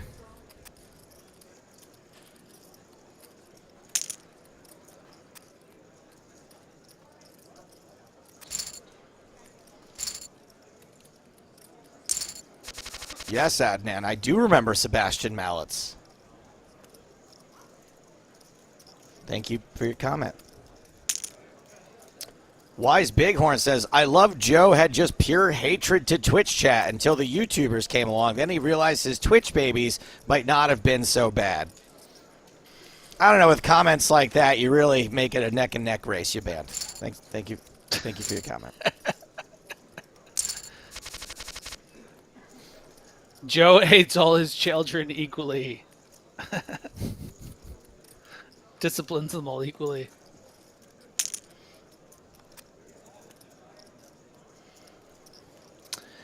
Just feels like one of those matter of time situations for Aurelio and Playboy quintuple 9.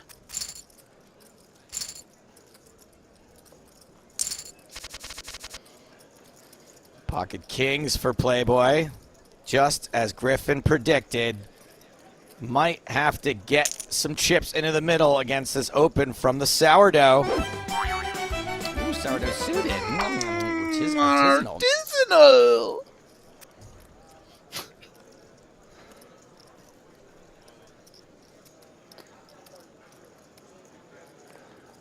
What's it gonna be, Playboy? In high school, you was the man. Boom.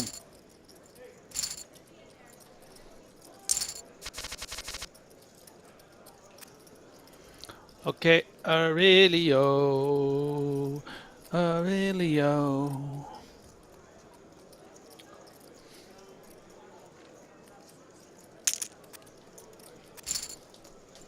Aurelio jams, gets it through.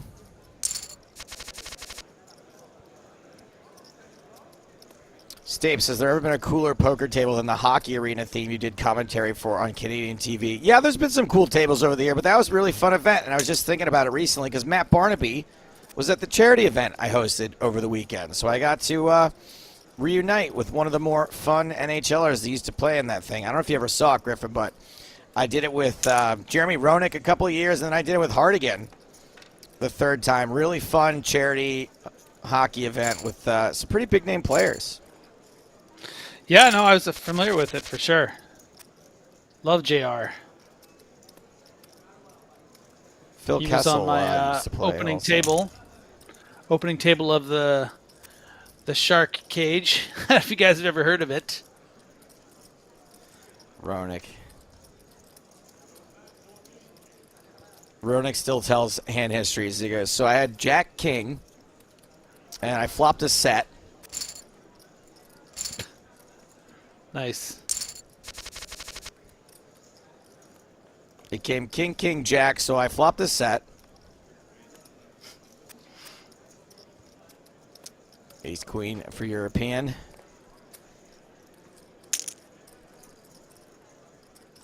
Electing to min raise. Just daring them to come along.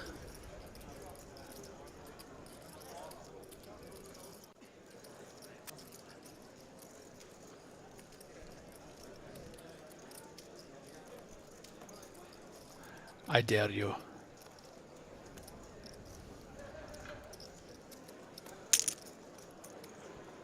Oh, boy. No. Just what we were hoping for. And by we, I mean European.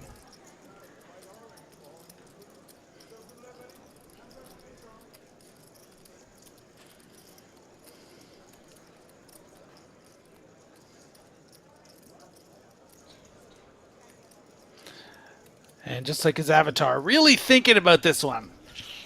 Oh, he erased me. Oh, I don't know what I'm gonna do. I might just. This is tough. Oh, do I fold? No, I'm all in. All in from European and a snap fold. And Playboy coming dangerously close to the 10 big blind mark. Deuces for Aurelio. That's not the sound ducks make. Not even close. Get your own bit right, Griffin. Quack, quack, quack. There Ducks you go. fly together.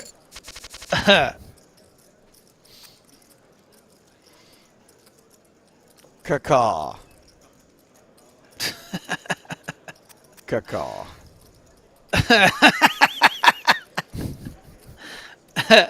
Chicken swallowed a duck. Rocky says the bird call made my dog bark at the computer. Kylix makes it 420,000 with 7-5. Darwin defends and catches a pretty nice piece of this board. 9-9. 9-9. Cool. Kylix continuing.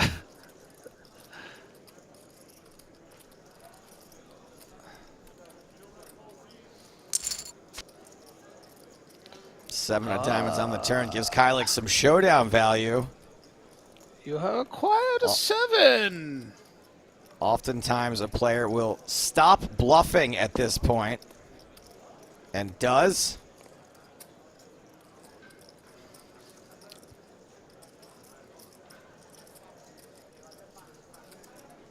See Darwin. Does Darwin want to protect this 9?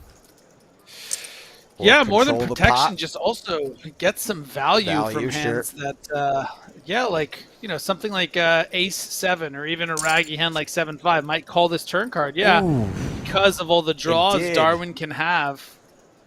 And now and Darwin. Kylix might even be more inclined to call. Yeah, Darwin trips up here. I'm sorry, that sounded like it was a mistake. He's tripping. Nope. Catches trips. That's what I was looking for. Makes trips. Oh my god, I just realized something so amazing.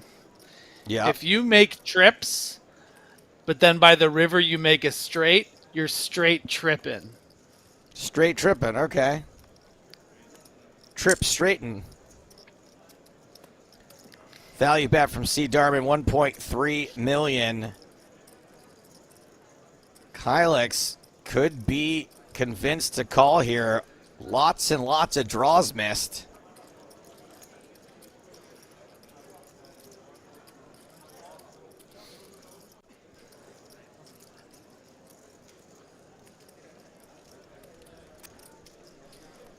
And does release the 7. Darwin back on top now. This has been all Darwin and Kylix for the last little while. Closing in on an hour without an elimination. You know, I got a lot of love there on Twitch for my straight tripping joke. I feel like you were too focused on the poker to really appreciate my joke, and I just, you know. Griffin, I know this is going to require something that's very difficult for you. Oh boy, half of your jokes are ruined oh, you be careful. by the fact that you can't wait to use them for when they're actually applicable. So if you could somehow have held on to that joke to when it actually applied, instead of being like, oh, you know what would be funny, it would have probably absolutely slayed and made like a highlight reel. Oh, so in a situation, but because we're talking about some fantasy world where this would be a funny joke, that's all. That's why you get the reaction from me. Yeah, because you're an artist. This is what you do, and you see the potential of what my joke could have been, and it disappoints you that I used it in that situation. Okay, as long as we understand each other. Because I thought it was funny, and now I understand why it could have been really funny. It is funny. It's a great joke. But you sometimes do the same thing like with the player names, where you're like can't wait to like make a joke about them, so you do like their bust out joke like right in the first 5 minutes. So why don't you just tell me these things? Why don't you be like, hey, here's a tip moving forward? Why are you airing it out on the air to thousands of people? Because you just asked me. It was a test. Top pair for Playboy.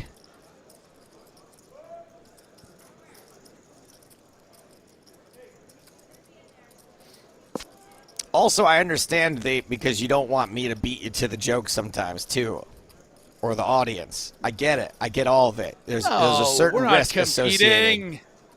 No.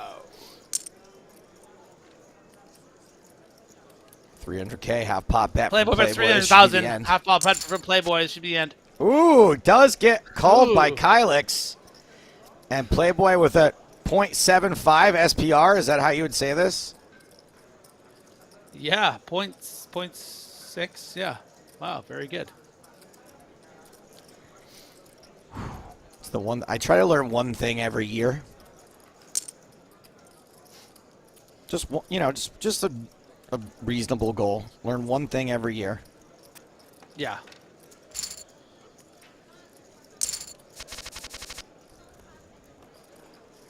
Pocket sixes for Playboy here.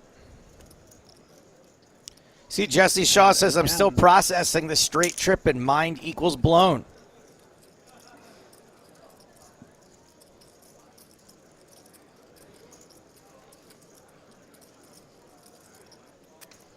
Playboy getting another great opportunity for this 15 big blind reshove. Which is artisanal.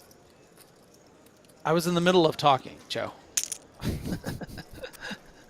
And you use your power with your animations. You created this specifically rivalry until you opened your mouth.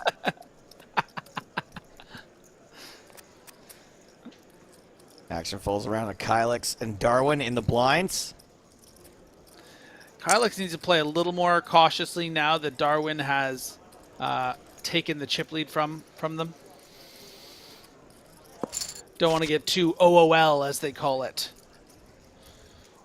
4, 5, 6, 7. OOL? Is that like an internet acronym thing? Yeah.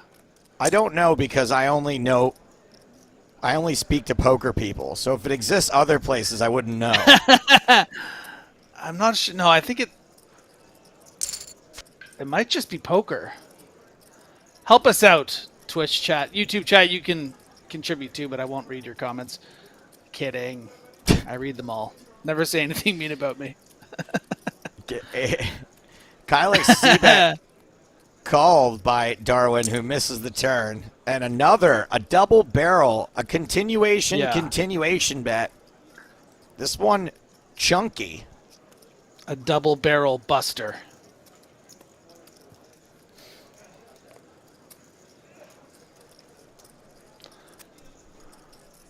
And Darwin does fold the draw this time. Kylix back up over 7 million. Yeah, not willing to back down from C. Darwin, which I think is the instinct when you lose the chip lead. You think, okay, I'm going to let you it's your table for a little bit. Let's just knock these other guys out. No need to take me out. But Kylix not playing by those rules and two-barreling Jack-7 just shows how Brazilians are really good at poker, and he's probably going to win. How about Aurelio here with Queen 10 in the big blind? Got to go with it. Facing the open from Kylix. Aurelio. Really? Oh, yeah, that one. That song. Just calls and hits a queen. Unfortunately, that queen, no good. It's not enough. Minimum bet from Kylix. Minimum bet. Watch this. Bloop. Just a drop in the pond. Oh, wow. Everything. Can Aurelio fold? Just about all in for Aurelio. Can't Aurelio fold the gets queen. it in real bad. Gonna need some help. Gets it on the turn, but the river pairs the board. Counterfeited. Aurelio eliminated in fairly painful fashion, although did get the money in. And no good. Aurelio out in 5th place for $74,156. Everyone else ladders up another $20,000. And we're down to 4. We are down to the fantastic, the final.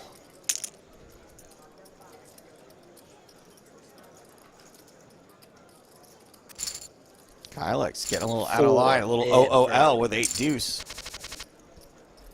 Nice. Did we get anyone to confirm that? I feel like everyone ignored that bit. Which, quite frankly, is really OOL. Like, we asked for your help.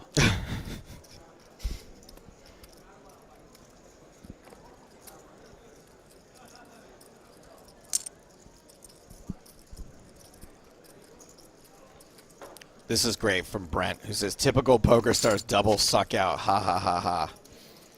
Complaining somehow that the best hand won. Somehow discrediting the PokerStars random number generator by having the statistical favorite hold. Yeah, because if it didn't go win, loss, win, he would have said, oh, what do you know? The best hand lost again. If there wasn't a river 6. You guys are so predictable. But we love you. Keep watching. Oh my god, this guy just wrote Joker stars. That's so funny. Oh my god, that's such a good play on words. See Darwin raising Jack 5 suited. Boudrin defends and flops top pair with King 7 of spades.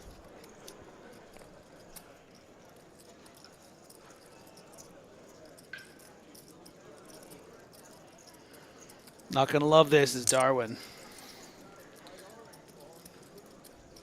But might get some folds if you bet something real small on the flop. And your opponent is not on base. But with Kevin, European with the Kevin not going anywhere.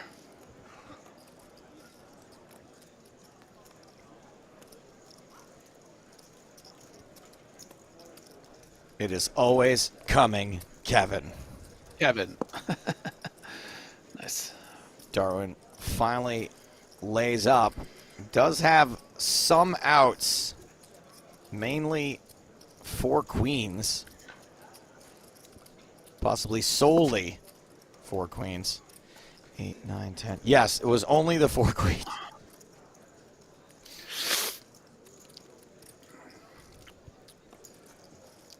Darwin European. elected to check the turn, elects to check the river. European probably can safely value bet.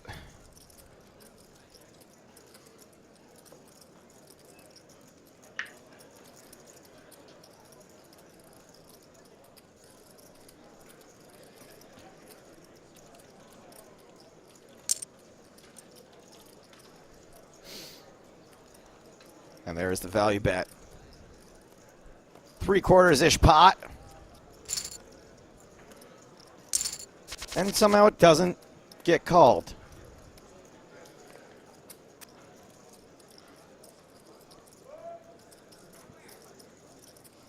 Hey, Griffin, this guy on YouTube just said the commentators look like they're fresh out of a crack house. At least we're fresh, Yeah. right? Yeah. I'll take it. Fun flop here. Both players with top pair. Could be my first song of Wait. the day, Joe. Do you like singing Nope, with it the devil by in the far pale would not be your night? It is by far not your first song of the day. You've Oh, no. sung plenty today. Maybe not the chop pot song, but you've been like a Say jukebox it. You today. don't say it when there's potential. Then you jinxed it. Playboy Backdoor making a raise with diamonds. slightly worse hand here.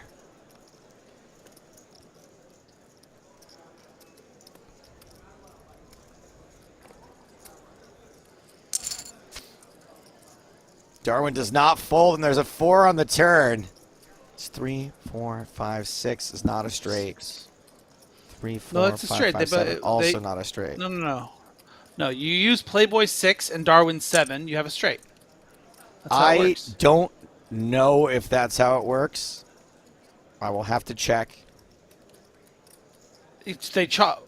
They chop because they both the 6, 7, 3, 4, 5, 6, 7. Not a Oh, chop this yet. always happens at the end of the shift.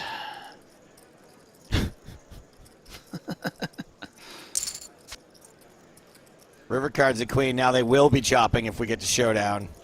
It goes check, check here a lot. Show it down. Show it down. There's the first check. And there is the second check. Chop it up. Hey, Griff, you know what they say? Everyone loves a chop pot.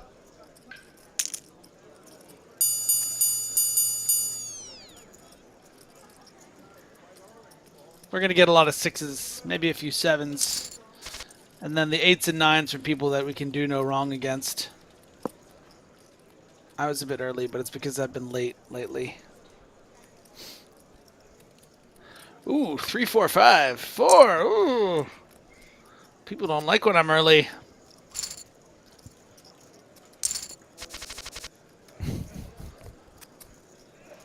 Yeah, we did not do well there.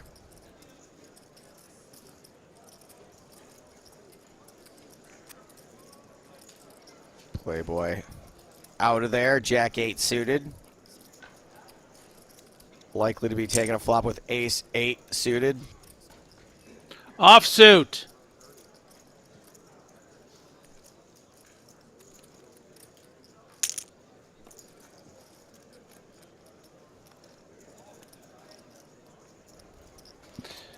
There is something a bit unbeatable about Kylix, Darwin, and European, isn't there? Like, they're just always going to, like, battle but not bust and play these really advanced hands, and then the other players were always just going to fall to the wayside.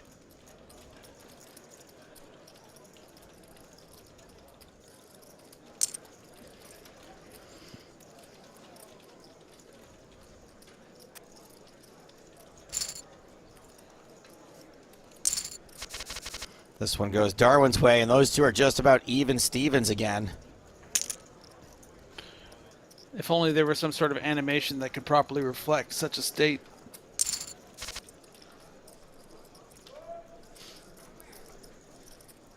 Pair of fours for European. Are we not doing the even Steven, Joe?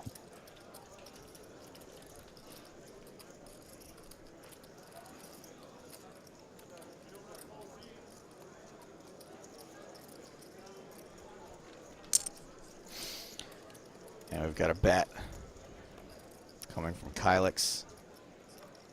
Seems like a board you can call one time with bottom pair. Oh, yeah. Especially with the back doors. Like that. Ooh. Happy to continue.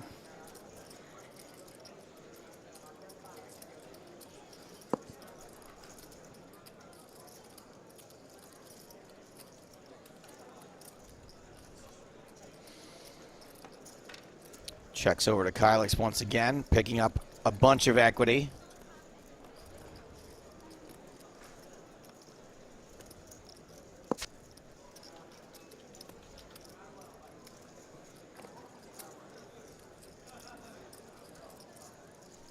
And that equity does not materialize on the river except in the form of a flush draw, which obviously isn't any good unless we add an ocean card.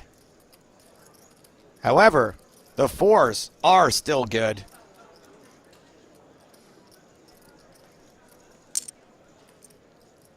Ooh, and we see a jam. Obviously not going to get called by King High, but you gotta like the gumption. Very surprising to see this. A European does pick up a decent pot, up to 4.5 million now.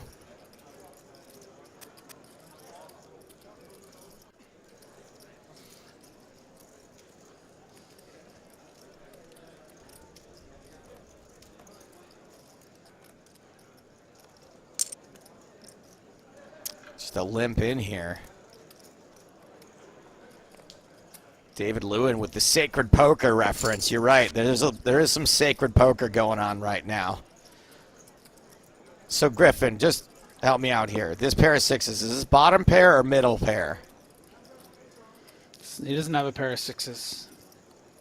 What? Oh, the It's sixes are it's the bottom middle pair. It's the middle card on board. So it's middle pair versus right pair.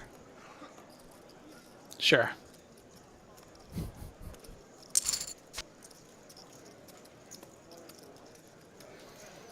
And trips now for 7 deuce for the hammer.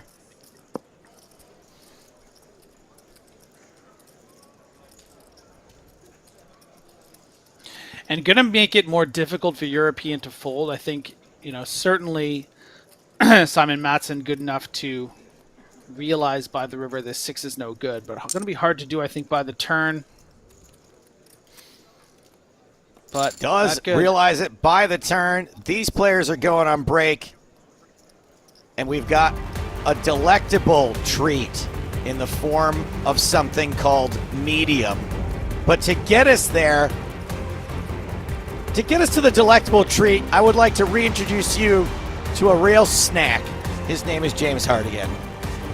Thank you for the overcomplicated metaphor, Joe. We are indeed going across the arena to the medium version of Event 75. We're watching the Super Tuesday High Roller. Here's the plain old Super Tuesday, which is a 1K, 922 entries, down to the final 23. And we are watching a table with Run Godlike. That is Benny Glaser going for his 8th scoop title. And I don't know about you, but it's weird to see Benny playing a no-limit hold'em event.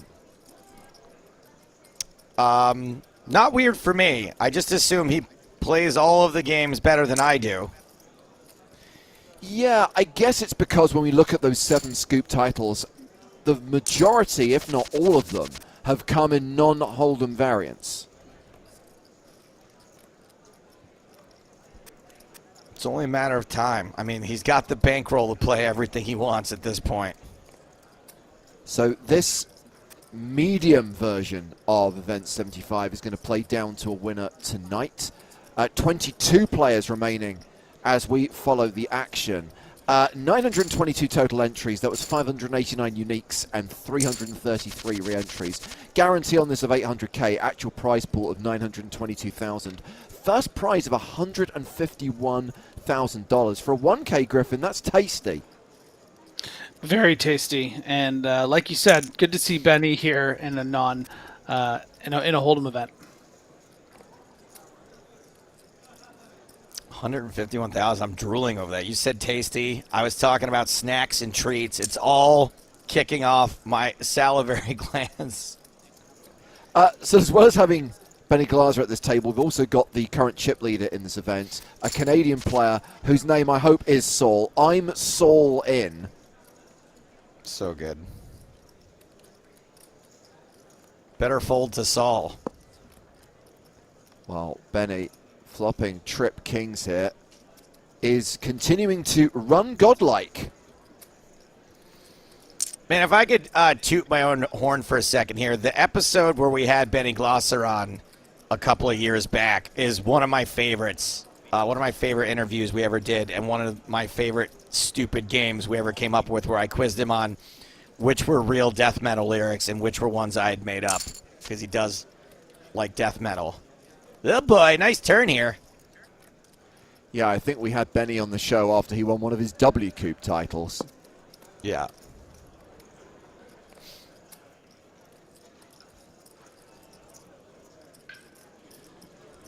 Yeah, open-ended straight draw now for Escher 22.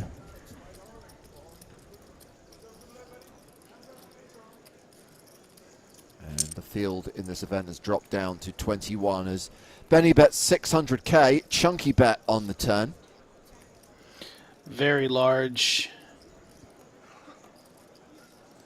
What sorts of hands do you expect can call with 600k? Because I feel like even Queen 10 might fold this. Yeah, I think it's a bit too stiff for my liking. I guess you're targeting something like aces. You know, you're going to get a lot of folds from hands when you bet that much. So I would have been happier to have bet something a little smaller there, I think. Sevens under the gun for Escher 22, opening to 160k. Mr. Hyde makes it 480k with ace queen. So blinds at 40-80. Doesn't have to all go in here.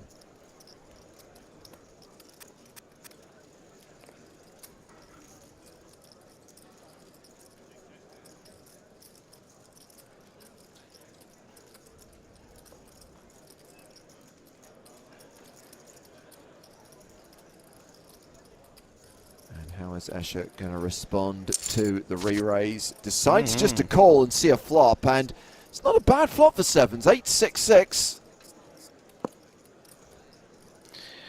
Yeah, and I guess it's just dependent on how Mr. Hyde plays this hand and how difficult it's going to be for Escher 22 to get to showdown and win.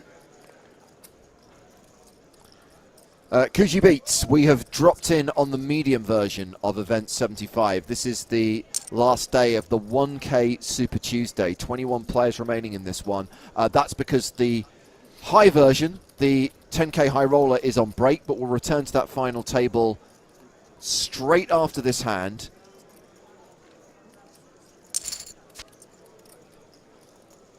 Mr. Hyde bets the flop, gets a call, and pairs their queen on the turn.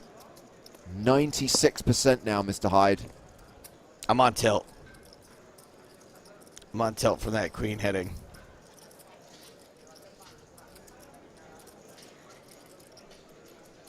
As FU has noticed, it's not only just a suck out on the sevens, but it's the case queen. And it went check, check on the turn. Looking at a pot of 1.7 million. Escher checks again. Does Mr. Hyde go for value on the river? Hard not to. Yeah.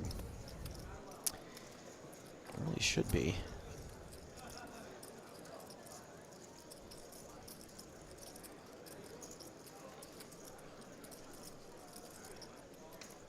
Wow, you use that time bank, Mr. Hyde. It's not like we've got a final table to get back to. Shoves the river. Escher. No.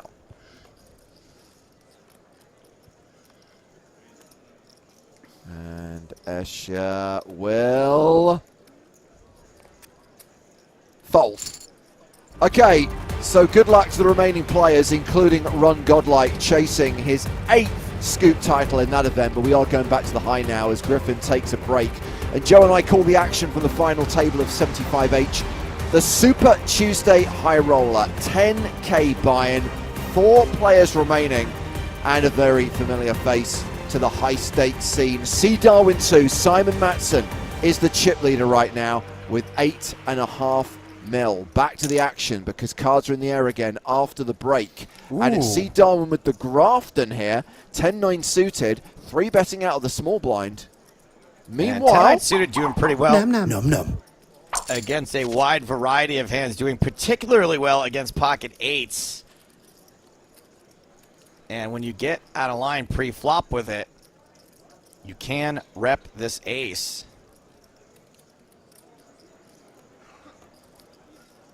Yeah, not necessarily the flop Kylix was looking for. 456.5 is the C-bet from C Darwin.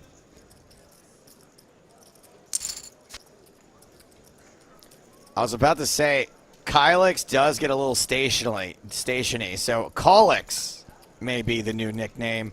And what a turn card.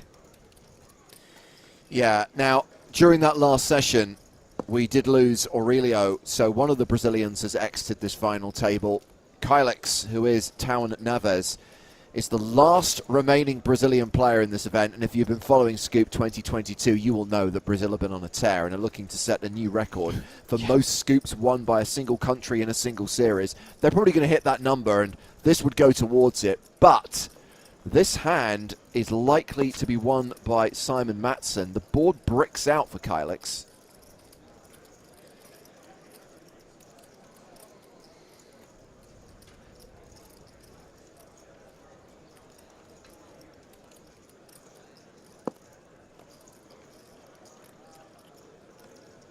And if this goes check, check, that will be a 3.2 million chip pot for the Swede. Simon Matson, a player who already has 5 scoop titles, going for his 6th in this 10k event. And that would make him a double champ this series. I'm pretty sure that Simon Matson won a scoop, if not at the start of this week, then last week. I remember Simon being mentioned in one of Howard's updates. Yes, so certainly I think at least a second scoop. The 2 headlines which almost felt like they could have been written before the series started was Lena 900 winning a title and C Darwin 2 winning a title. Correct. And I feel like these last couple of pots we've seen could be like the path to victory for C Darwin as he starts pulling away from this field, is really going to be able to exert ICM pressure over everybody. Just no one really having a very comfortable stack right now. Yeah, and what are we at right now? 70,000, 140,000 blinds. How does this blind level exist?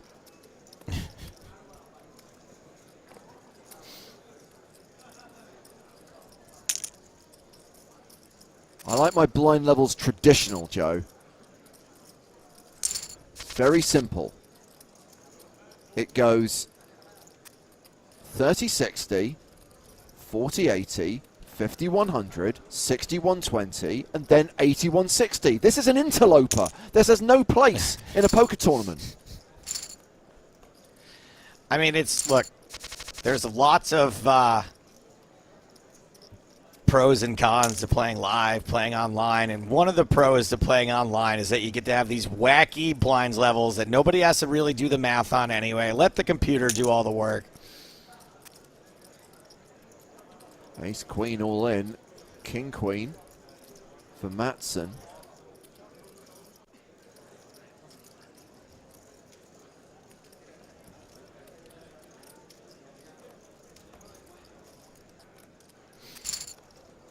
Fault it.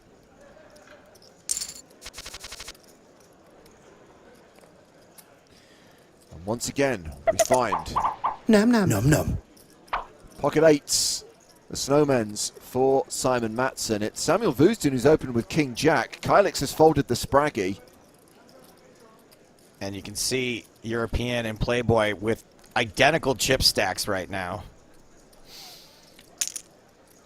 And that's going to mean that Darwin can do exactly this and put pressure on any of these players who just don't want to go out next. So much money up top in these tournaments.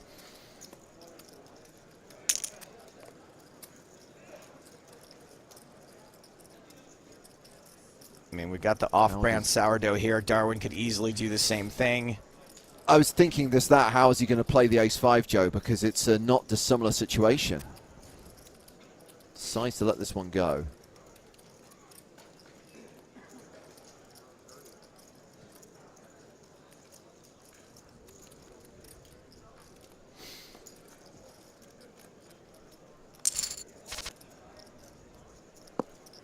Yeah, Line would have 7 flopped pretty defended. good here.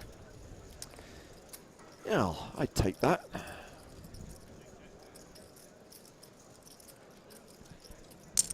Queen Jack doing pretty well here, despite not really having connected. And now European, the definitive shortest stack.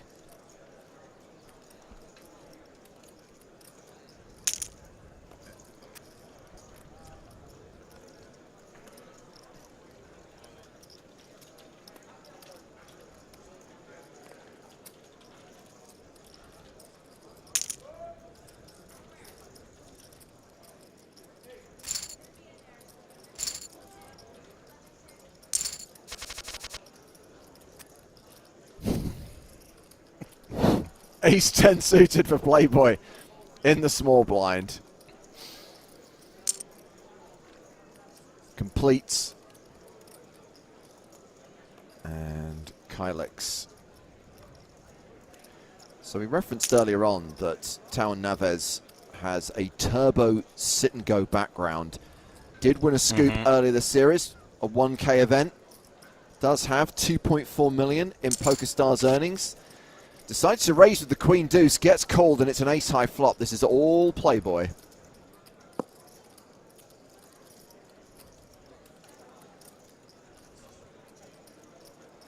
I kind of feel like whenever we refer to Playboy, it sounds passive-aggressive. Like, oh, what are you going to do, Playboy? Oh, this flop's all Playboy over there. It's not typically something you say to someone seriously or kindly. Nice turn, Playboy. Does not want a river 2 pair.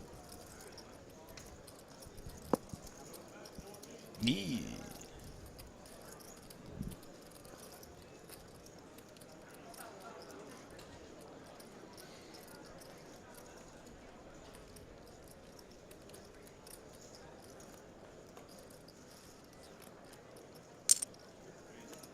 $742,000 from Kylix.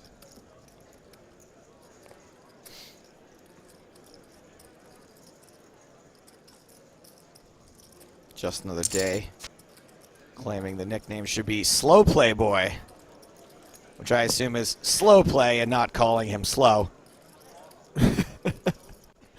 And Kylix does not improve on the river, and this would be a pure bluff, which I'm not sure would work.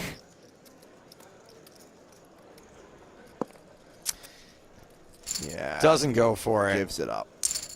Understandably. Don't think, as you said, James, not sure it was going to work there. Not sure, based on Playboy's holding and also the run out. So now we've got European and Kylix pretty much tied at the bottom. Deuces for C. Darwin 2, whose big blind has been raised by European. All in and a fold. There it is again. Up to 11 million. Strong advantage for Simon Matson.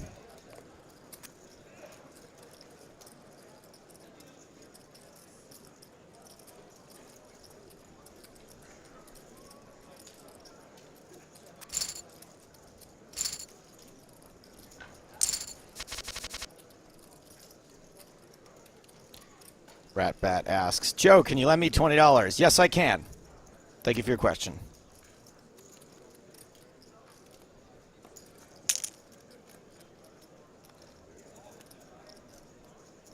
5-4 button open, 2 folds.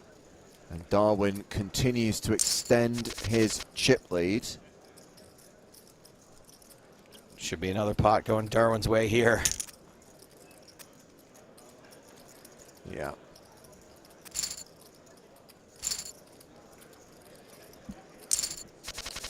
So Fred 2018 says, I liked the RoboCop reboot. That is just objectively wrong. And for that, don't you remember, James, that we trashed the RoboCop reboot and then someone wrote to us and they were like, hey, me and my friends all worked on it. We worked really hard. And that was hurtful. And I was like, I'm so sorry. Someone tweeted at us. I feel sorry that they had to hear us say that, but it remains true.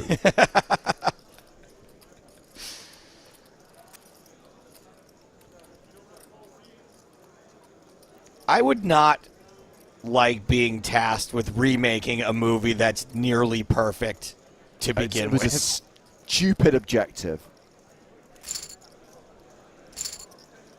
Also, don't take a movie which was renowned for being ultra violent to the extreme and try to make it a PG-13.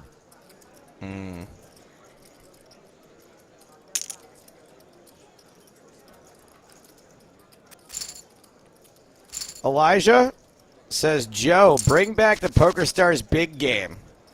All right, I'll do it. Well done, Joe. I've decided I'm bringing back the big game. Oh, Elijah. Elijah.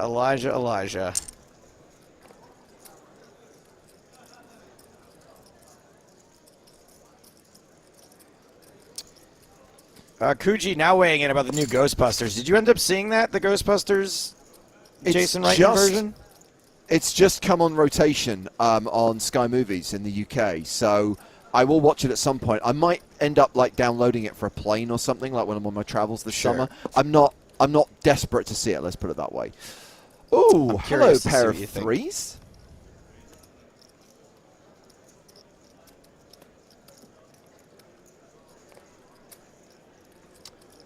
Six 3 with the advantage right now, but it is Kylix doing the betting with ace high, 142,000 into 350,000.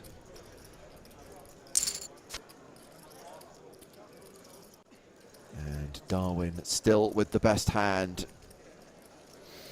And this is going to see... not exactly a bad card for the threes. I mean, the flush draw did come in. No. And look at that, you get a free showdown. And Simon Matson moves over the 12 million mark now. And we're getting to that point, Joe, and it's happened at every final table we've covered this series. One player starts to build up a phenomenal chip advantage and basically just runs over the rest of the field.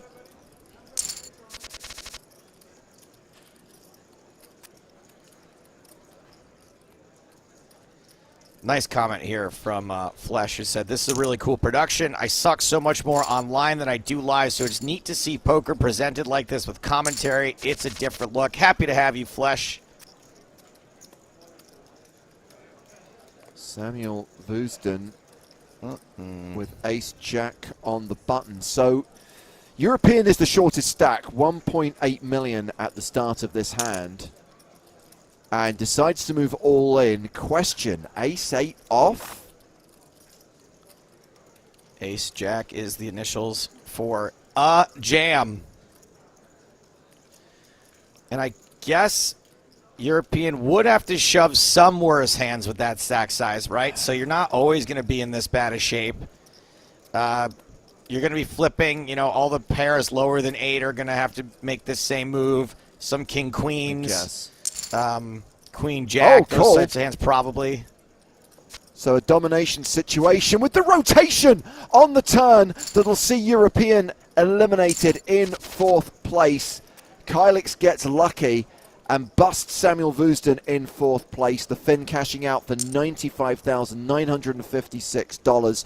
We're down to 3. The final 3 players all guaranteed a 6-figure score. and it is Simon Matson still with the advantage. The other two pretty even, and look at this. Darwin just continues to flop golden, Joe. Wow. Wow.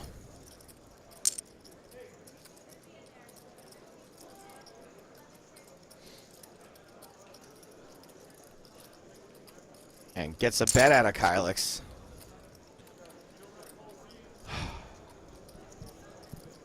Yeah, just a mere $29,000 suck out, says Sync Master. Yeah, pretty gross. Niels asks James, what's your favorite hand? The right one. He's a righty.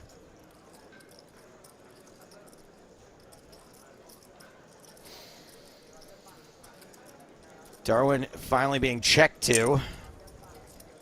And bets real small. Nice. Gets a call from Ace High. How good is C. Wow. Darwin boating up on the river? And surely doesn't get any more money out of Kylix. I mean, has to value bet the river. Yeah.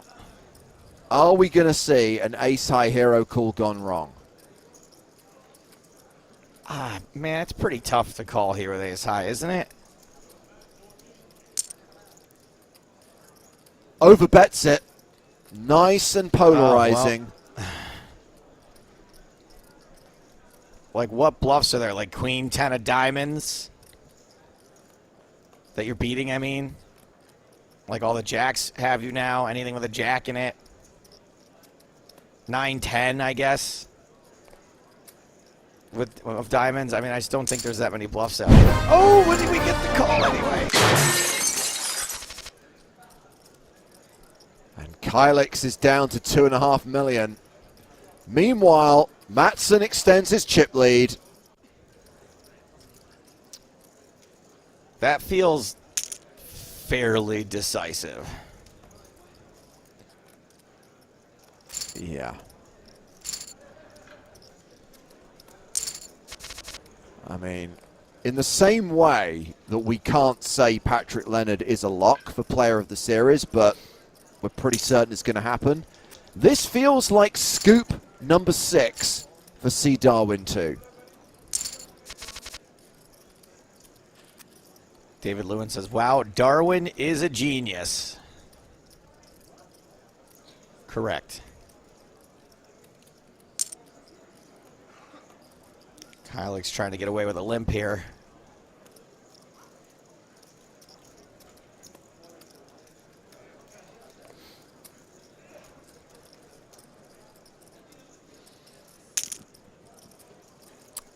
Okay. Up over 15 million now.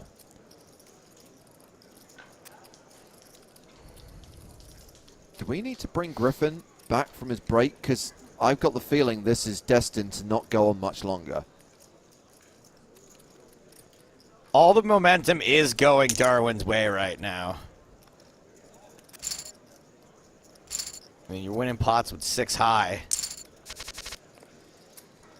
Like, it's all fun and games in that hand that Kylix just played, right? But now is dangerously close to going out in 3rd place when there's so much money to be won. Uh-oh. Queen 10 shoves small to big. Pulls it off with King Jack. Has the best hand. And there's a jack on the flop. And that is going to be a double up for Kylix 42. Now Playboy is the short stack. We're still at the 71-40 blind level. Oh, flip alert. Ace Jack versus... Num num num num. the Snowmen's. I mean, it might not be a good flip right now with Playboy shorter.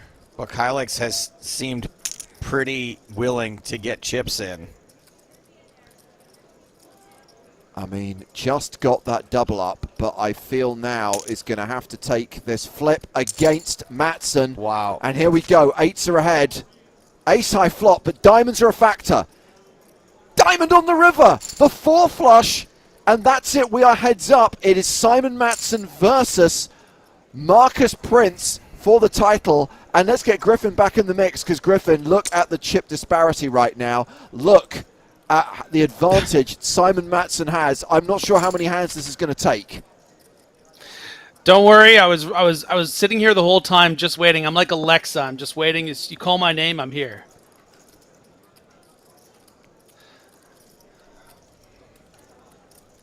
I mean, such a huge advantage. A 10-1 chip lead near enough over Marcus Prince.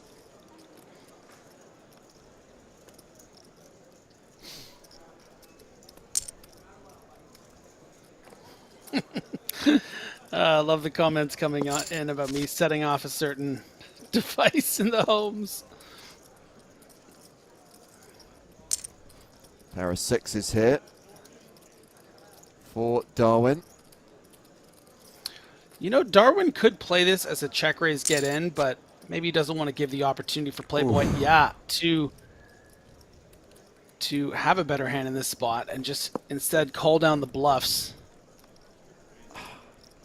How on earth are you supposed to make any progress against a player this good who is running so golden? You don't. I think you try to make a deal here and give him better than first place money to let you off easy. I'll take 150k just to end it now. Please stop. Uncle. Oh no. Well, this is going to leave Playboy with a 10 big blind stack. If it leaves him with any chips at all, just please do not do anything other than check back this river. Oh, boy. Okay. Significantly fewer than 10 big blinds. Jack 4 suited versus King Jack. A shove. King just 6 Jack big off. blinds. Suited Jack. There are worse hands to call with when you're this short.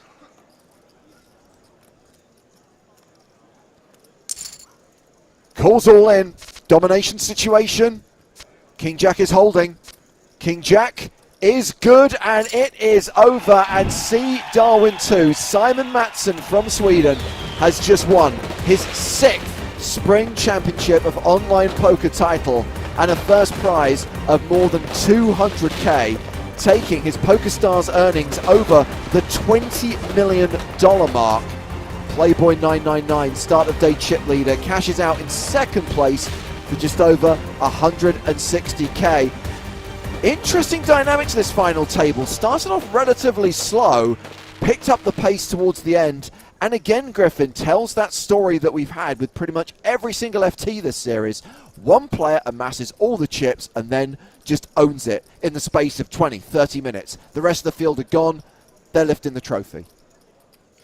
Yeah, obviously C. Darwin was the story of this final table, but I think it's important to mention Playboy coming in with that big stack and able to just maneuver and find a way into second place, not get into too much trouble with these incredibly talented players that really took over the action of the final table. So to get that second place, get that 160 grand, I think is a great result for Playboy. 99999, it's a very tough field.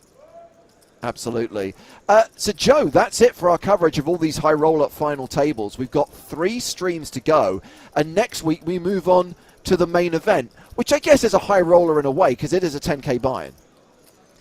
Yeah, it's not labeled a high roller, but it really is the crown jewel of this entire series. And I'm very excited that we're not going to be just doing the final table. We're going to be following the middle, the bubble, world famous bubble coverage, all the way through to the end. So we're going to get to see a little bit different dynamic than we have been for the rest of Scoop. Final table play is a lot different than pre-bubble play, post-bubble play. So I'm pretty excited to add a little bit more information up here as we watch that main event.